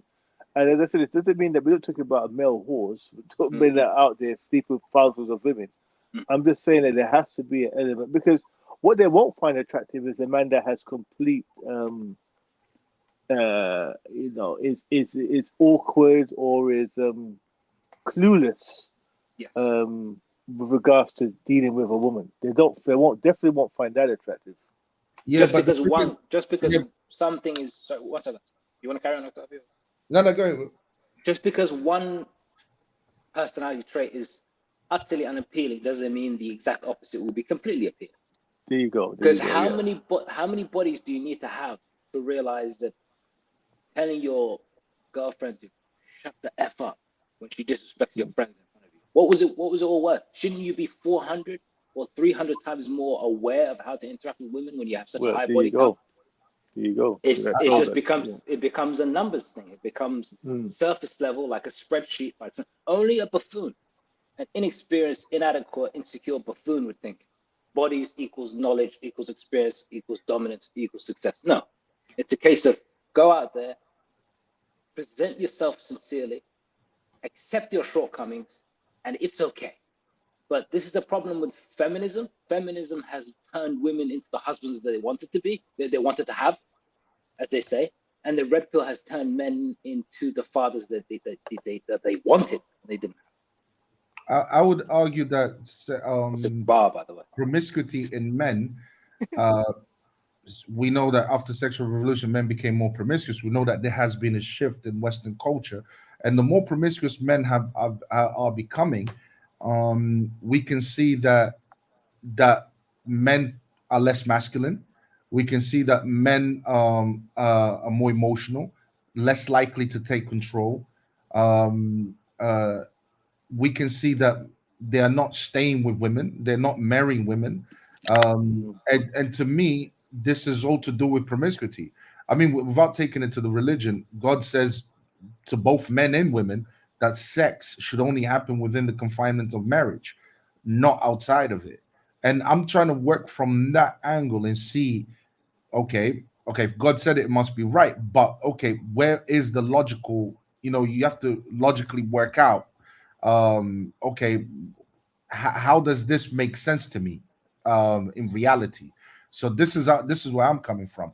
And when just to give the evidence that I gave earlier, men the more promiscuous men become, the more we can call that experience.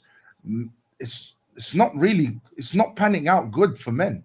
They're not staying in long-term relationships. They're not they're not creating families, nuclear families. They're not being respectful to women. They're not becoming the type of men that command respect and have authority. That's not what's happening.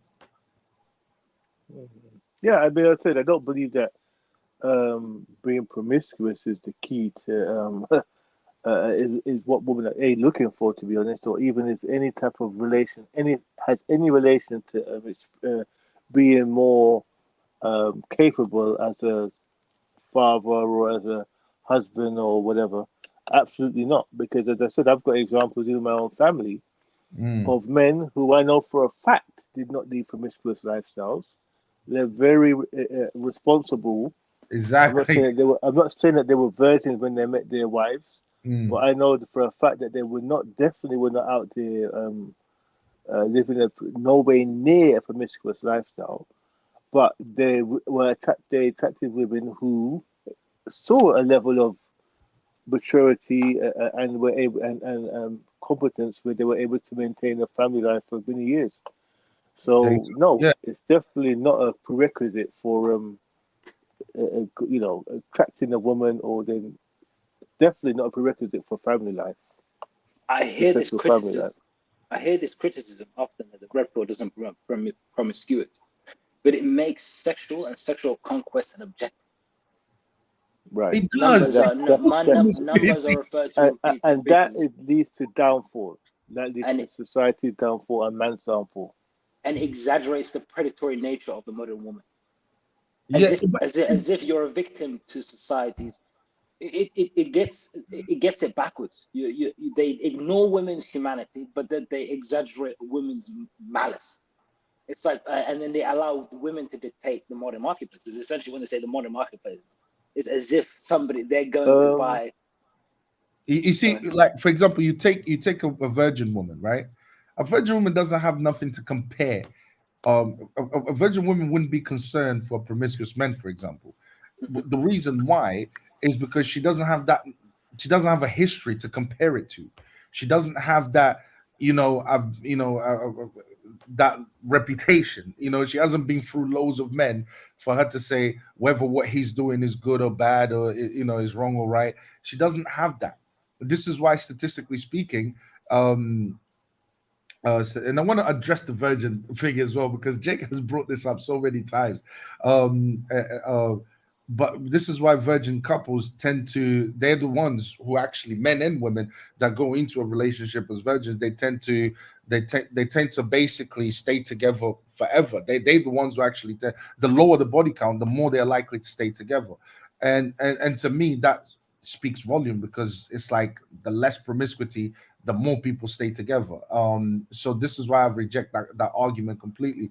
But yeah, this idea of a non-virgin woman is somehow a whole, that's absolute nonsense. The reason why I say men should start opting for women that are virgins is because I'm just trying to establish a standard. This is the standard. The lower the body count, the better for you. All right. So this is what you need to basically aim, because we've got men now accepting women with 15. They're like, okay, 10, yeah, 10 is acceptable. Yeah, 10, yeah, 15, yeah, I can live with that. I'm thinking, are you crazy? Is this, if we lower our standards to that level? Because there was a time in history when you slept with who?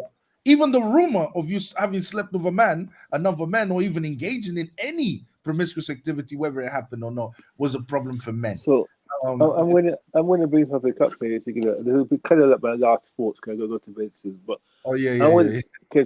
because we've established now about how the pitfalls of men just being completely consumed with being around with what lusting after women, which means you have to be around women.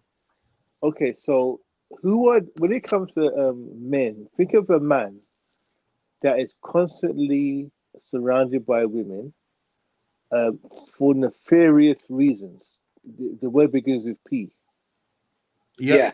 50 Cent made a song about it. A pimp. Okay, now I've read books on pimps, and they actually, you see this business of painting your nails and all that you see happening now. You know Yeah. who started that? You know who started that? Pimps. Who? Pimps. Pimps? Oh, I'm is it? going to give you the psychology, and this comes from a pimp, a very famous one. He said that at some level, when you're completely immersed in the world of women and trying to get women, he said at some level you become so immersed in it that you literally will transform yourself into things women like. So, for example, Wow. women like soft things. Women like colorful things. Women like very nice smelling things. Pimps. So Yeah. yeah. So a pimp will wear flowery shirts. A pimp will actually. Can't make this shit up. This comes from the. I'm giving you word for word. A pimp will at times wear women silk. He will wear women's perfume, not men's perfume. Because at his level, his whole career is about attracting women. So he gets to the point where I'm going to transform myself into things that they like. So they will wear women's perfume. They will have their hair as women. Where a woman will say, "Look at his love. Look, that's a love. Look at his lovely hair." How they would. So this is why you see pimps looking like women, but they're not actually homosexual. But they literally, and those pimps also, by the way, they would paint their fingernails and toenails. Which goes back to my theory of. And they would wear makeup. And they would wear makeup, by the way. Wow. Pimps wear makeup. So this is what I'm saying. This goes back to what I'm saying in terms of the more you immerse yourself in that lifestyle, you become more feminine. Because your whole persona now is how can I attract women? How can I attract women? I need to put myself in a position where women find me attractive. And that will subdue your masculinity. It doesn't start that way. It starts off with being ultra masculine, but as you keep going on that quest, it's gonna now transform into a kind of feminine a persona. That's actually what happens. That's why it's so dangerous. That's why this lifestyle is so dangerous. That's crazy. That's my final thoughts. Hassan, what's your final thoughts? Yeah, so I just go back to the theory over and over again, and I'm gonna add JM's analysis to the revelation of how pimps behave, where the woman, whether it be the mother in most cases, or other women, being the driver of your masculinity, which I guess falls into your theory of this is feminism for men because it's geared by women's interests, overbearing women, unhonorable, because a woman by her nature isn't a feminist. So it's a case of men who have a deep disconnect with what it means to be a man. So they become a caricature, overbearing, emotionally unstable, excessively assertive, material, very, very concerned with the external rather than the internal, seeking validation, seeking groupthink consistently. But they gear towards, they gang up very quickly.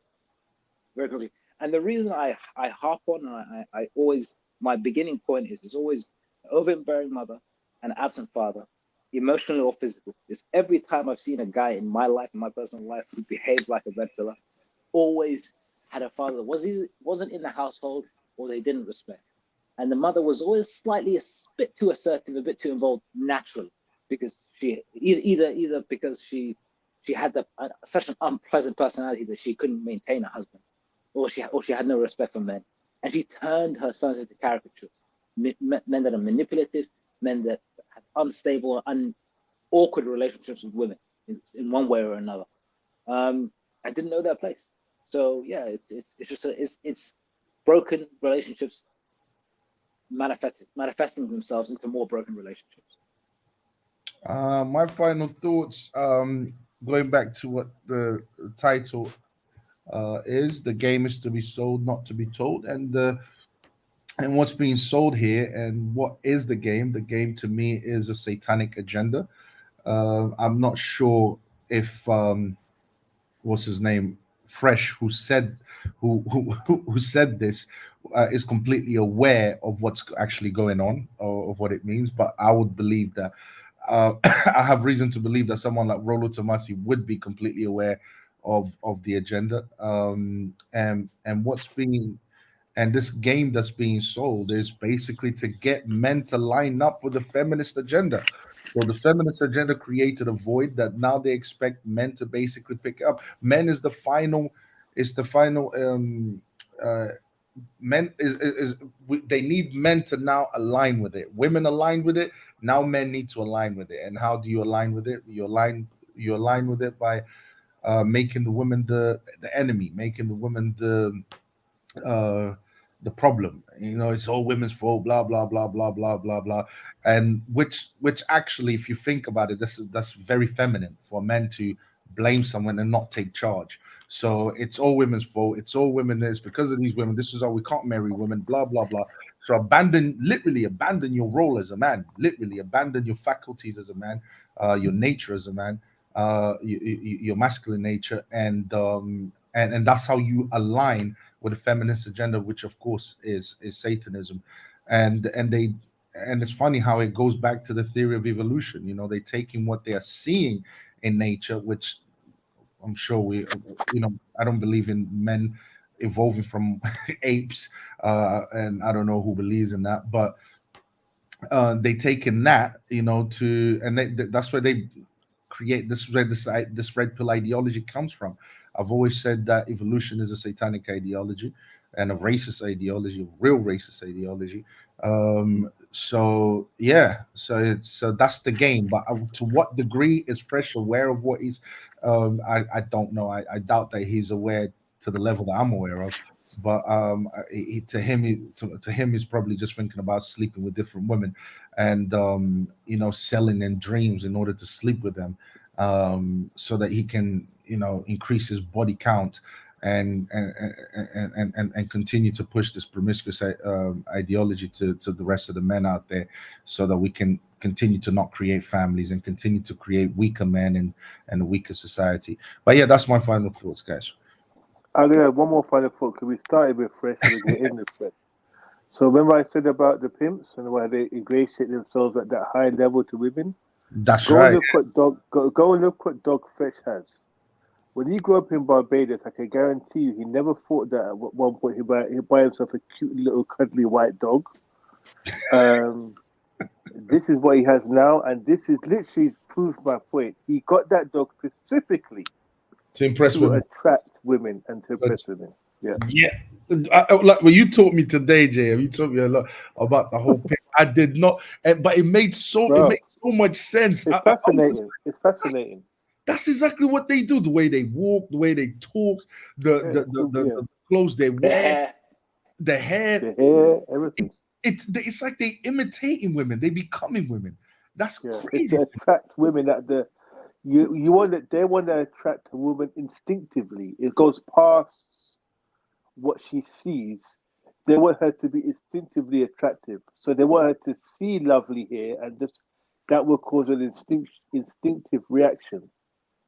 Smelling female perfume, seeing a nice hand with fingernails on it. Manicure. Another thing, they used to walk around with cheetahs and fancy dogs. They have fancy cars. The word fancy comes from them as well, by the way. Just using the word fancy, and the word dandy comes from them as well. That's crazy. That is crazy. Human psychology, bro. That is, yeah. That's wow. Yeah.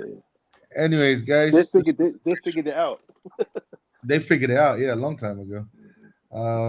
Yes, guys. I guess we'll see each other next live then. This is a good one. It was definitely a good one. I'm gonna watch this one back a lot. Yeah, definitely. All right, guys. You take care. All right, bro. Take care. Take care. That's cool.